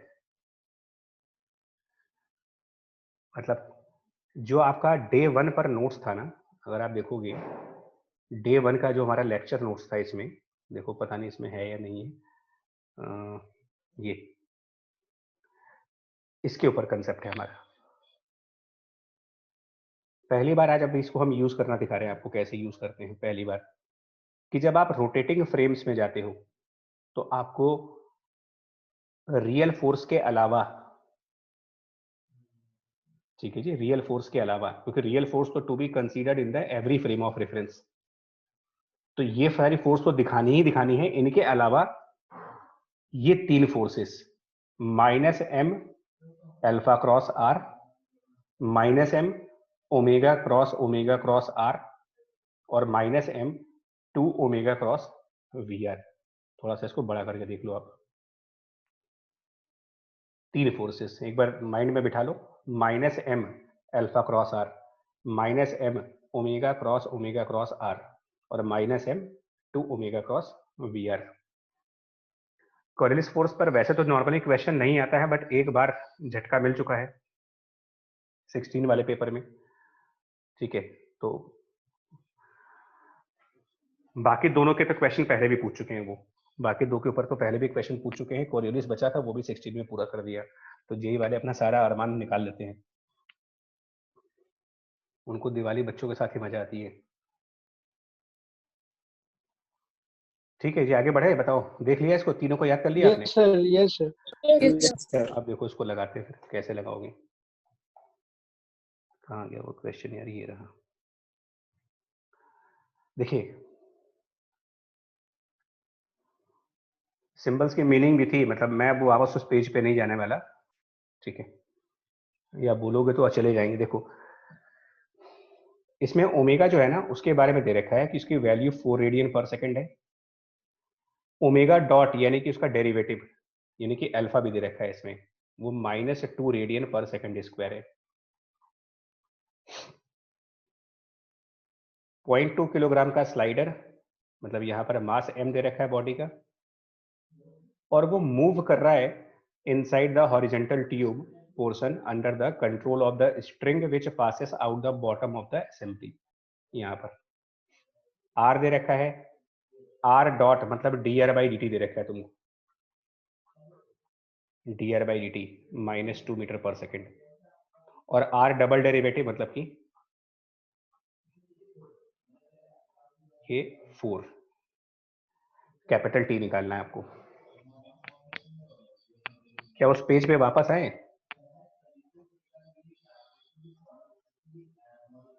तो सर याद है। नहीं, वो उसके सिंबल्स याद है सर। नीचे जो सिंबल्स हैं वो भी इंपॉर्टेंट है ना। सर याद है सर, वो ओमेगा का डायरेक्शन बोल रहा था, सेंस ऑफ रोटेशन में थंब वाला ना। नहीं वो नहीं, ये दूसरी चीज कह रहा हूँ, ये चीजें। इन सिंबल्स में m क्या है? Mass of the object under observation, omega angular velocity of the rotating frame, alpha angular acceleration of the rotating frame, r position vector of the mass relative to the axis of rotating frame, और vr क्या है? velocity of m relative to rotating frame.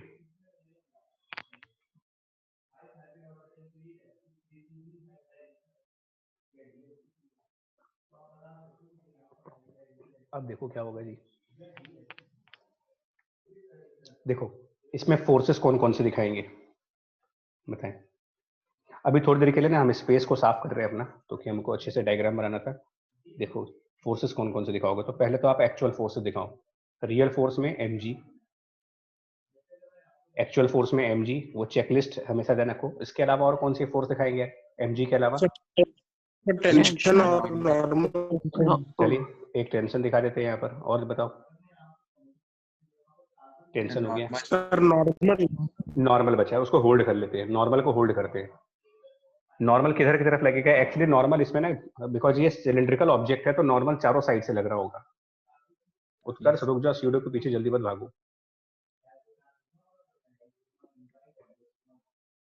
एक ही example में समझा पाएंगे, दोबारा नहीं समझा पाएंगे इसको। नॉर्मल को भी होल्ड करते हैं। स्यूडो फोर्स क्यों आएगा? ये तो रोटेटिंग फ्रेम नहीं है। स्यूडो फोर्स तो लीनियरली एक्सेलरेट करते हुए फ्रेम में आता है, यहाँ रोटेटिंग फ्रेम है। मतलब कि हम अगर अपने ऑब्जर्वर को इसी फ्रेम के ऊपर बिठा करके देखें, तो अपने ऑब्जर्वर को इसी फ्रेम पर बिठा के देखें, तो अब याद करो कौन से तीन फोर्स थे। पहला फोर्स कौन सा था जो अभी अपने आपको पेज दिखाया था? तो पहला फोर्स क्या था? Pseudo force. क्या था उसका expression? Minus m omega a cross alpha sir cross cross alpha cross R. किधर आएगा? देखो जरा, ये अल्फा किधर है इस केस में? अब याद करिए, राइट हैंड रूल वगैरह ध्यान रखना। राइट हैंड रूल, ओमेगा इसमें ऊपर की तरफ होगा, ओमेगा की डायरेक्शन ऊपर, और क्वेश्चन में अल्फा जो है वो माइनस में है, यानी कि अल्फा नीचे। हमने कोऑर्डिनेट एक्सेस भी इंट्रोड्यूस कर देना ताकि कंफ्यूजन ना रहे कोई। जो ये रॉड वाली लाइन है इसको एक्स एक्सिस मान लेते हैं, इसके परपेंडिकुलरली वाई एक्सिस मान लो, और ऊपर जेड एक्सिस मान लो। अब बताओ अल्फा की क्या डायरेक्शन है? कौन सा वेक्टर बनेगा यहाँ पर? माइनस के। और आर वेक्टर, पोजीशन वेक्टर, जो एक्सिस है उससे हमारे प्लस मास एक्स आई कैप किधर आएगा? और बाहर एक माइनस और है, टोटल क्या आएगा ये? सर पॉजिटिव वाई एक्सेस की तरफ। पॉजिटिव वाई एक्सिस ना? Yes sir. Yes sir. तो पॉजिटिव वाई एक्सिस पर पहला फोर्स दिखाओ आप। पहला फोर्स पॉजिटिव वाई एक्सिस पर। अब उसकी value m into alpha into R, तो m r एल्फा, एक स्यूडो फोर्स हो गया। दूसरा स्यूडो फोर्स क्या था? Minus m omega cross omega omega cross. Cross omega cross R. Actually ये सेंट्रीफ्यूगल है, मतलब एक्चुअल में इसको क्या है, टाइम जो खराब करे, ये सेंट्रीफ्यूगल है। ये जानते हो सेंट्रीफ्यूगल ही है, m ओमेगा स्क्वायर आर है ये। तो इसको तो फिलहाल आप डायरेक्ट अपना टाइम बचा सकते हो, away from the axis, axis से बाहर दिखा दो इसको, सेंट्रीफ्यूगल है ये, m ओमेगा स्क्वायर आर। तीसरा क्या था? Minus m minus 2m 2 omega into omega cross sir m into 2 omega cross R. 2 omega cross R. अरे तो 2 अंदर करो चाहे बाहर करो, क्या फर्क पड़ता है भैया मेरे? ये जो 2 देख रहे हो, ये 2 अंदर रखो चाहे बाहर रखो, स्केलर क्वांटिटी है ना वो तो। Yes sir yes. कोई फर्क नहीं पड़ता यार, वो कहीं भी ले जाओ उसको।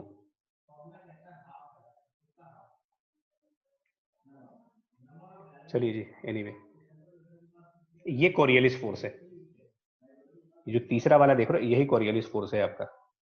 अब इसकी डायरेक्शन समझो। वीआर का मतलब होता है रिलेटिव वेलोसिटी।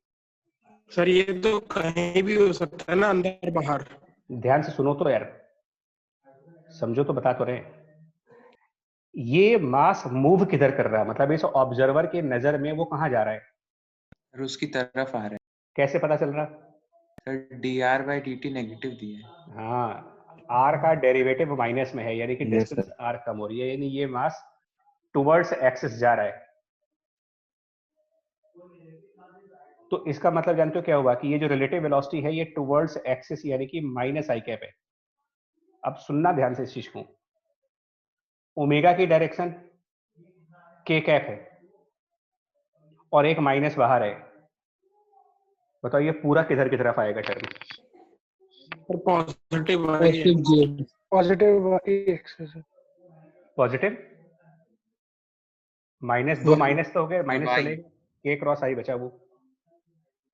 हाँ, तो ये पॉजिटिव वाई डायरेक्शन में ही आपको एक और फोर्स दिखानी पड़ेगी जिसको कोरियलिस फोर्स का नाम दिया जाएगा, और इसकी value 2m omega into that relative velocity, Coriolis force.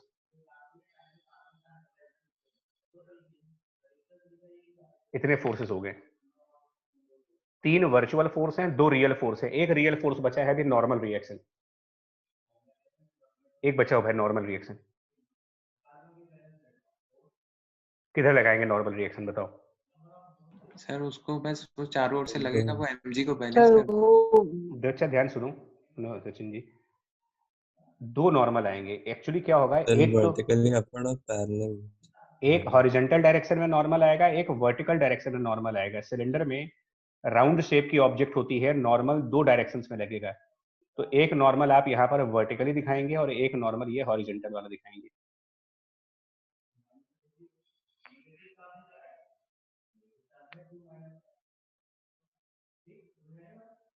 अब इक्वेशंस क्या बनाओगे? ये तो हुआ free body diagram, free body diagram में ही इतनी मेहनत है।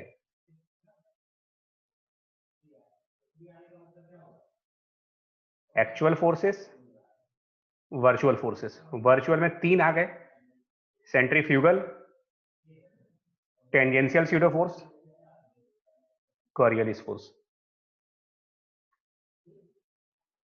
अब आते हैं इक्वेशन मेकिंग के ऊपर। इस बॉडी का मोशन कौन सी डायरेक्शन में नहीं हो रहा, कौन सी डायरेक्शन में मोशन नहीं हो रहा, आप कोऑर्डिनेट एक्सिस को देख के बताइएगा। ये body aches axis, Z axis, तो जिस एक्सिस पर मोशन नहीं है उस एक्सिस पर फोर्सेस बैलेंस होंगी। तो जेड एक्सिस के around vertical normal should balance mg। क्या वाई एक्सिस पे मोशन है? वाई पे नहीं है सर, वो तो पूरा फिट है ना सर उसमें। तो वाई एक्सिस पर भी फोर्स बैलेंस करेंगे, यानी कि जो हॉरिजॉन्टल नॉर्मल है वो एम आर अल्फा और plus 2m omega v relative होगा। Second equation. सर सर ये y पे क्यों बैलेंस करे उसमें सर? dv/dt का नहीं, टेंजेंशियल एक्सिस। अच्छा सुनो, टेंजेंशियल नहीं होगा ना, आप तो उस फ्रेम पे आ गए ना, मतलब आप तो उस ट्यूब के अंदर बैठ के देख रहे हो एक तरीके से। तो जब स्यूडो फोर्स लगाया तो आप अपना रिलेटिव ऑब्जर्वेशन देखेंगे ना कि आपकी नजर में ये मास तो सिर्फ अंदर ही मूव कर रहा होगा ना, हमें सर्कुलर मोशन थोड़ी दिखाई पड़ेगा। Yes sir yes. मतलब मैरी गो राउंड वाला एग्जांपल हो, 2 दोस्त मैरी गो राउंड पर एक साथ घूम रहे हैं, तो उनको आपस में एक दूसरे का सर्कुलर मोशन कहाँ दिखता है? Yes sir. हाँ, और मैंने अभी पीछे भी एक स्टेटमेंट कहा था कि जब आप वर्चुअल फोर्स यानी कि स्यूडो फोर्सेस दिखाते हो तो आप रिलेटिव एक्सेलरेशन यूज करते हो, ग्राउंड वाली एक्सेलरेशन यूज नहीं करते तब। मतलब हमारे ऑब्जर्वर को क्या दिख रहा उस हिसाब से। क्या कैपिटल टी और एम ओमेगा स्क्वायर आर को भी बैलेंस करेंगे? क्या एक्स एक्सिस के अलोंग इस ऑब्जर्वर की नजर में कोई मोशन नहीं हो रहा है? क्या ये ब्लॉक उसकी तरफ आ रहा है सर। हो रहा है सर। बट इसका मतलब टी और एम ओमेगा स्क्वायर आर को बैलेंस नहीं कर सकते, तो इनके लिए इक्वेशन बनेगी T minus M omega square R equal to mass into acceleration. और वो एक्सेलरेशन क्वेश्चन में दी गई है तुम्हें, अगर आप ध्यान से देखो कहाँ पे दी गई है, R double dot R double dot 4 metre per second square. ये एक्सेलरेशन ही है, यूनिट देख के भी पता लगा लोगे, मीटर पर सेकंड स्क्वायर। तो एक्चुअली इक्वेशंस बनाने में प्रॉब्लम नहीं थी, इक्वेशन तो आपको बहुत जल्दी बन जाती है, प्रोवाइडेड आपको ये तीनों वर्चुअल फोर्सेस देखने आ जाए रोटेटिंग फ्रेम्स में।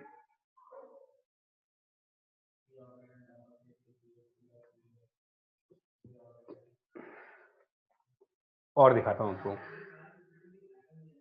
इस एग्जांपल को देखो, इस एग्जांपल को देखो। अब आपका बिल्कुल एक्सट्रीम लेवल पर आ चुके हो, मतलब एडवांस का भी क्वेश्चन करना होगा तो कर सकते हो। आप पहले तो क्वेश्चन को पढ़ो। स्मॉल क्वाइन की बात कर रहे हैं, हॉरिजॉन्टल सरफेस पर है, डिस्क जो है वो रेस्ट से स्टार्ट हुई है, उसमें कांस्टेंट एंगुलर एक्सेलरेशन है,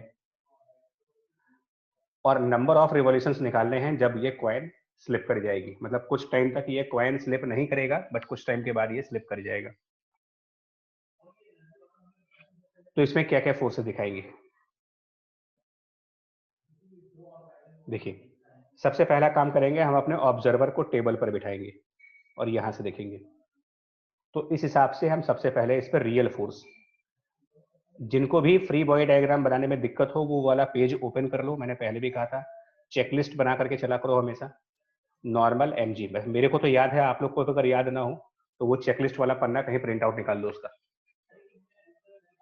नॉर्मल एमजी, इसके अलावा कौन सा फोर्स दिखाएंगे? ये रियल हो गया, अभी फ्रिक्शन बचा हुआ है। सर टेंजेंशियल सूडो फोर्स और सर सेंट्रीफ्यूगल सूडो फोर्स। हाँ, तो इसमें याद करिए virtual forces in rotating frame की जनरल थ्योरी क्या कहती है आपको?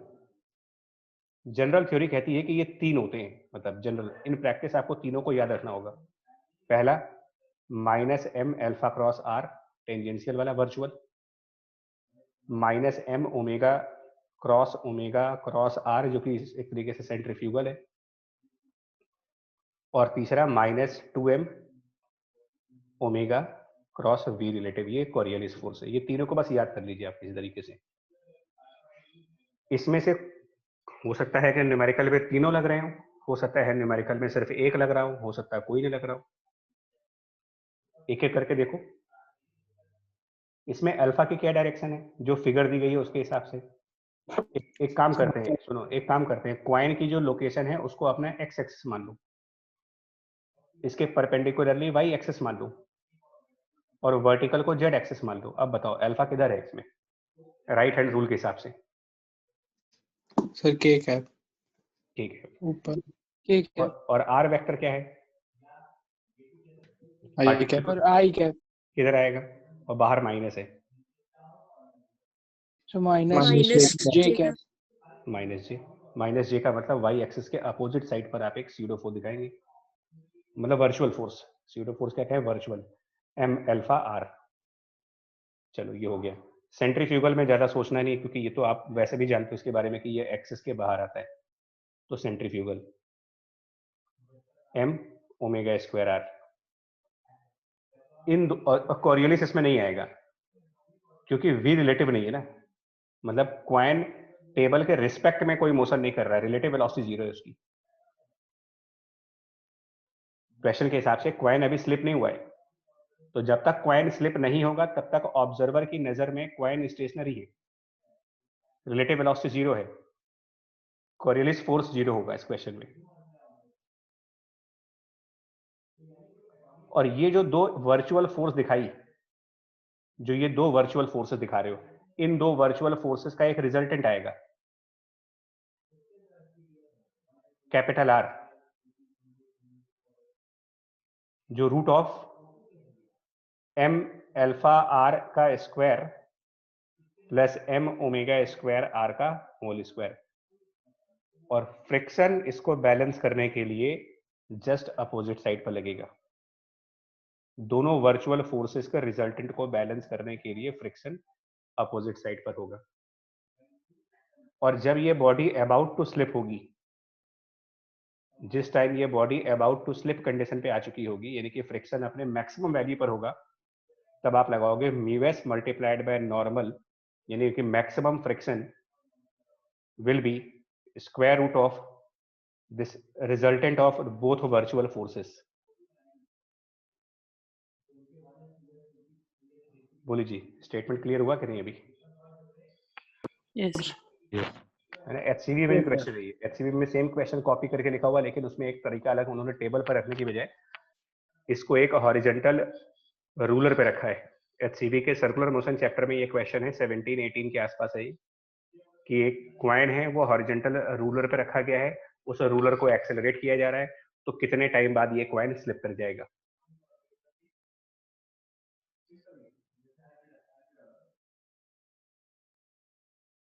और ऐसा ही एक क्वेश्चन जेई में है जिसमें ये क्वाइन की जगह बीड है और ग्रेविटी फ्री स्पेस में वो एक रॉड के ऊपर है। तो जब आप इसे लगाओ, मतलब देखो थोड़ा सा, मतलब 2 4 5 क्वेश्चन जैसे ही आपने सिस्टमेटिकली किए ना, तुमको समझ में आ जाएगा कि यार ये तो बड़ा आसान सा है, इसको रटने की कोई जरूरत ही नहीं है। और रोटेटिंग फ्रेम के क्वेश्चन यानी सर्कुलर मोशन के क्वेश्चंस को फ्रेम के अंदर करना ज्यादा फायदेमंद है, ज्यादा बेनिफिट होता है। With respect to table solve कर लीजिए उसको, with respect to table solve करो। भाई रियल फोर्स दिखा दिया, वर्चुअल हो गए, और बैलेंस कर दिया फोर्सेस को। बैलेंस इसलिए कर दिया बिकॉज क्वाइन स्लिप नहीं कर रहा। इससे निकला क्या लेकिन आपका? सर ओमेगा आ जाए। सर ओमेगा आ जाएगा। तो उससे नंबर ऑफ रिवॉल्यूशन कैसे लाओगे? बिल्कुल ओमेगा तो आ गया, चलो अल्फा ठीक दिया है, ओमेगा यहाँ से आ जाएगा। हाँ, तो इसके बाद आपको ना एक तीसरी इक्वेशन लगानी पड़ेगी। ओमेगा स्क्वायर बराबर एक और इक्वेशन होती थी रोटेशनल मैकेनिक्स में, omega naught square plus twice alpha theta. याद करिए जरा।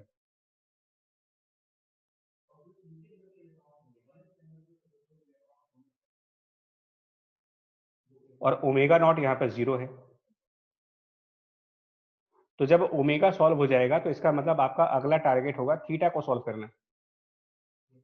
और जब थीटा सॉल्व करेंगे तो आप नंबर ऑफ रिवॉल्यूशंस के लिए theta divided by 2 pi, angle divided by 2 पाई से नंबर ऑफ रिवॉल्यूशंस।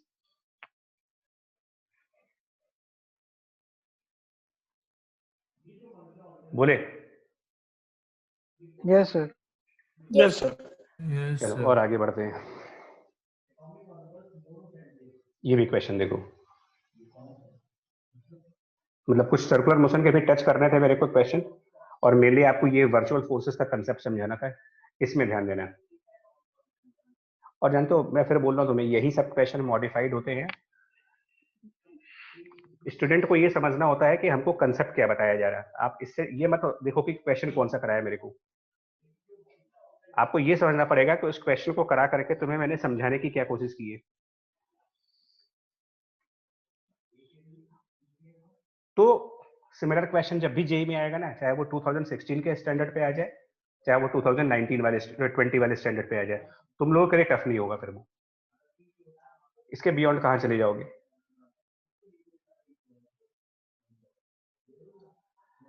देखो फिगर के हिसाब से mass m given initial velocity of v naught और कोफिशिएंट ऑफ काइनेटिक फ्रिक्शन दे रखा है, distance travelled before the cooler comes to rest. यहाँ पर ये जो हिंट है यही पॉइंट हाईलाइट भी करना था एक्चुअली, तो इन्होंने ऑलरेडी हिंट दे रखा है। मतलब फॉरेन की बुक वाले ये मानते हैं कि हमारे यहाँ के बच्चे जो होते हैं वैसे ही कमजोर होते हैं, तो वो हिंट दे देते हैं, और हमारे यहाँ वाले ये मानते हैं कि सब साइंटिस्ट बैठे। देखिए इसमें भी बीड का कंसेप्ट है, बीड पे कंसेप्ट में नॉर्मल का लेकर जैसा क्लियर रखा करो। फोर्सेस कौन सी आएंगी, देखो कौन कौन सी फोर्सेस दिखाएंगी, ठीक है, कौन कौन सी फोर्सेस दिखाएं इसमें। तो पहले रियल फोर्स, रियल फोर्स में mg और नॉर्मल। किधर लगेगा नॉर्मल यार बताएंगे? mg तो दिखा दिया, नॉर्मल किधर लगेगा? ये बीड राउंड शेप की है, राउंड शेप की मतलब चारों साइड से कांटेक्ट है इसका। सर ऊपर की तरफ भी लगेगा सर और सर रिजल्टेंट होगा सर अंदर की तरफ भी सर ऊपर लगेगा और हाँ, एक अंदर की नॉर्मल तरफ ऊपर लगेगा जो लगेगा तो ग्रेविटी सेंट्रीपिटल को बैलेंस एक्सेलरेशन करेगा, प्रोवाइड राइट करेगा। राइट। और एक नॉर्मल टुवर्ड सेंटर आएगा, नहीं तो ये सेंट्रिपिटल फोर्स कहाँ से मिलेगा इसको? तो एक वर्टिकल नॉर्मल लगेगा और एक हॉरिजॉन्टल नॉर्मल लगेगा, वर्टिकल नॉर्मल एक हॉरिजॉन्टल नॉर्मल। तो अब आप समझ लो, जहां पर बीड है या राउंड शेप का कोई ऑब्जेक्ट है तो एक आदत बना लो, 2 कंपोनेंट दिखाया करो नॉर्मल के, 0 आना होगा तो अपने आप आ जाएगा, क्योंकि ज्यादातर लोग तो यही मानते हैं नॉर्मल मतलब mg, यही न्यूटन लॉ है, वही यही फिजिक्स उनकी, नॉर्मल मतलब mg।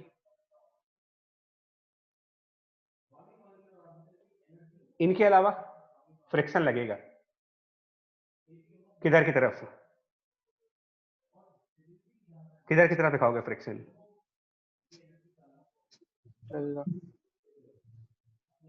तो फ्रिक्शन वेलोसिटी के अपोजिट, काइनेटिक फ्रिक्शन है ना, तो मोशन के अपोजिट लगेगा, वेलोसिटी के अपोजिट दिखाओ। तो जिस तरफ वेलोसिटी है उसके अपोजिट फ्रिक्शन दिखाएंगे आप, ये तो सीधा सा रूल है। काइनेटिक फ्रिक्शन हो रहा है, स्लिपिंग हो रही है, वो जो बीड है वो स्लिप कर रही है। अब यहीं पर लोग यहाँ पर भी कंफ्यूज हो जाते हैं, यार ये अजीब बकवास हो रही है, यहाँ पर फ्रिक्शन कहीं और दिखा दिया, तो यहाँ पर ये मोशन में तो था नहीं, स्टैटिक फ्रिक्शन तो किसी भी डायरेक्शन में दिखा सकते हैं, यहाँ पर तो ये कॉइन स्टेशनरी था ना विथ रिस्पेक्ट टू टेबल, तो स्टेशनरी ऑब्जेक्ट पे तो आप फ्रिक्शन टेंडेंसी ऑफ मोशन के अपोजिट दिखाओगे, लेकिन यहाँ पर टेंडेंसी ऑफ मोशन नहीं, यहाँ तो रियल में एक्चुअल में मोशन हो रही है, एक्चुअल में ये वी नॉट वेलोसिटी से चल रहा है।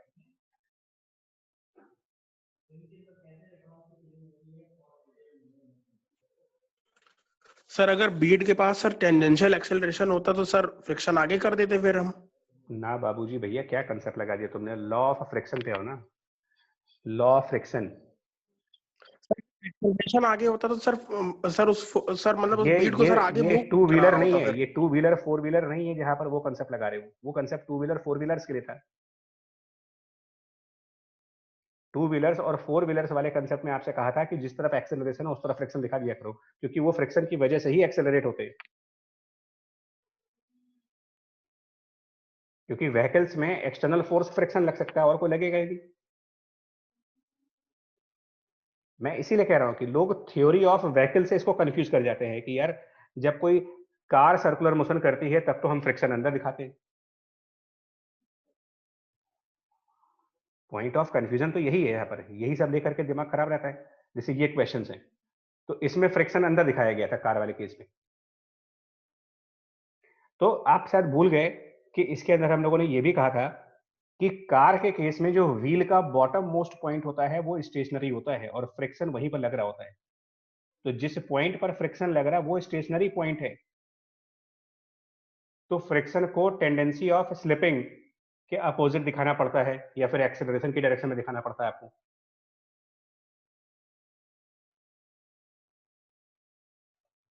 उसमें व्हील्स का कंसेप्ट है।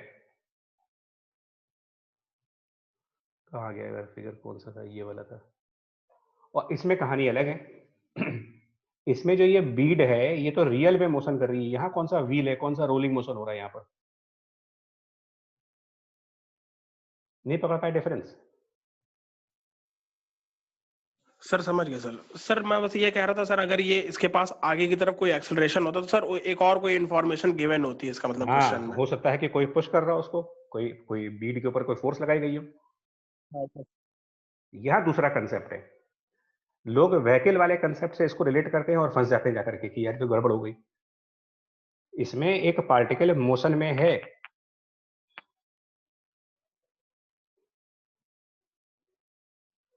व्हीकल के केस में मैंने आपको मना किया था कि मोशन की डायरेक्शन मत देखा करो, क्योंकि पूरी व्हीकल मोशन में होती है लेकिन उसके व्हील का बॉटम पॉइंट स्टेशनरी होता है और फ्रिक्शन बॉटम पॉइंट पे ही लगना होता है।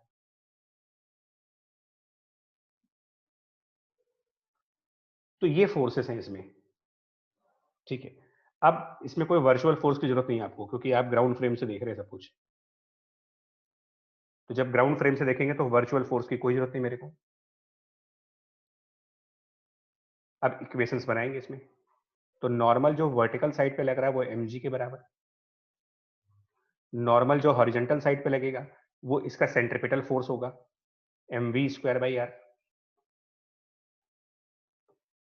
और फ्रिक्शन क्योंकि टेंजेंट के अलोंग है तो ये इस बॉडी को एक टेंजेंशियल एक्सेलरेशन देगा, यानी friction which is tangential should be mass into tangential acceleration, यानी कि dv/dt टेंजेंशियल एक्सेलरेशन, या फिर इसको m टेंजेंशियल एक्सेलरेशन का एक और फॉर्मूला होता है v dv divided by ds। अब ये काइनेमेटिक्स में था।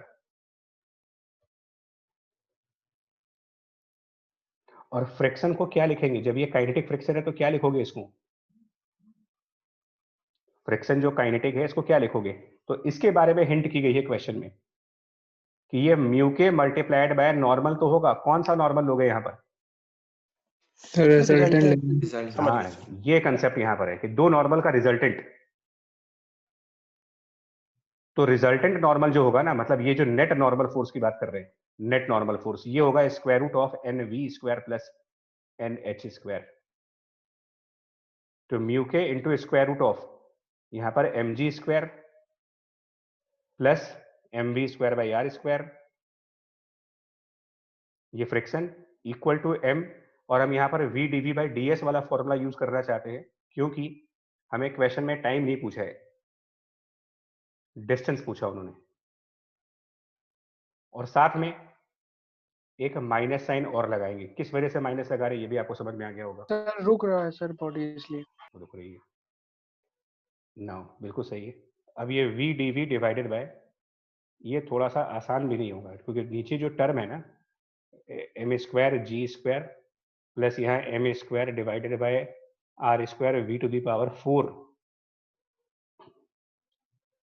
Equal to minus mu k divided by m into ds। अब मुझे पता नहीं ये इंटीग्रेट कैसे होगा, लेकिन ये 0 से s तक लिमिट रखेंगे और ये इनिशियल वेलोसिटी v0 से बाद वाली वेलोसिटी 0 तक, इसका इंटीग्रेशन कैसे होगा ये देख लो आप। लेफ्ट साइड का न्यूमरेटर में v dv है और डिनोमिनेटर में स्क्वायर रूट के अंदर 4th पावर है वेलोसिटी की। कोई तरीका होता है, क्योंकि मेरे ख्याल से होता तो होगा कुछ ना कुछ तो मेथड, या तो कोई स्टैंडर्ड फॉर्मूला होगा या फिर सब्स्टिट्यूशन से हो जाएगा, ये कोई एक मेथड काम करेगा यहाँ पर। किसी के माइंड में आ रहा है इसको?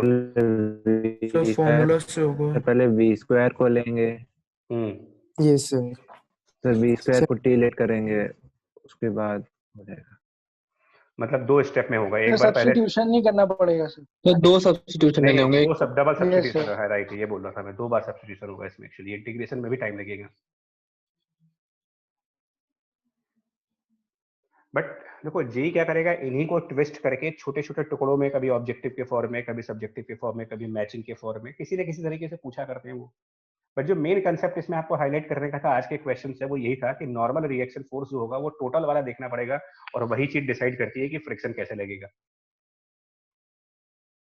और ये बीड वाले केसेस में थोड़ी सी प्रॉब्लम आती है, क्योंकि बीड वाले केसेस में नॉर्मल 2-2 डायरेक्शंस में लग रही होती है, चाहे इस क्वेश्चन में देख लो, चाहे आप इसके पहले वाले क्वेश्चन में, यहाँ पर भी वही था, नॉर्मल की 2 डायरेक्शन थी।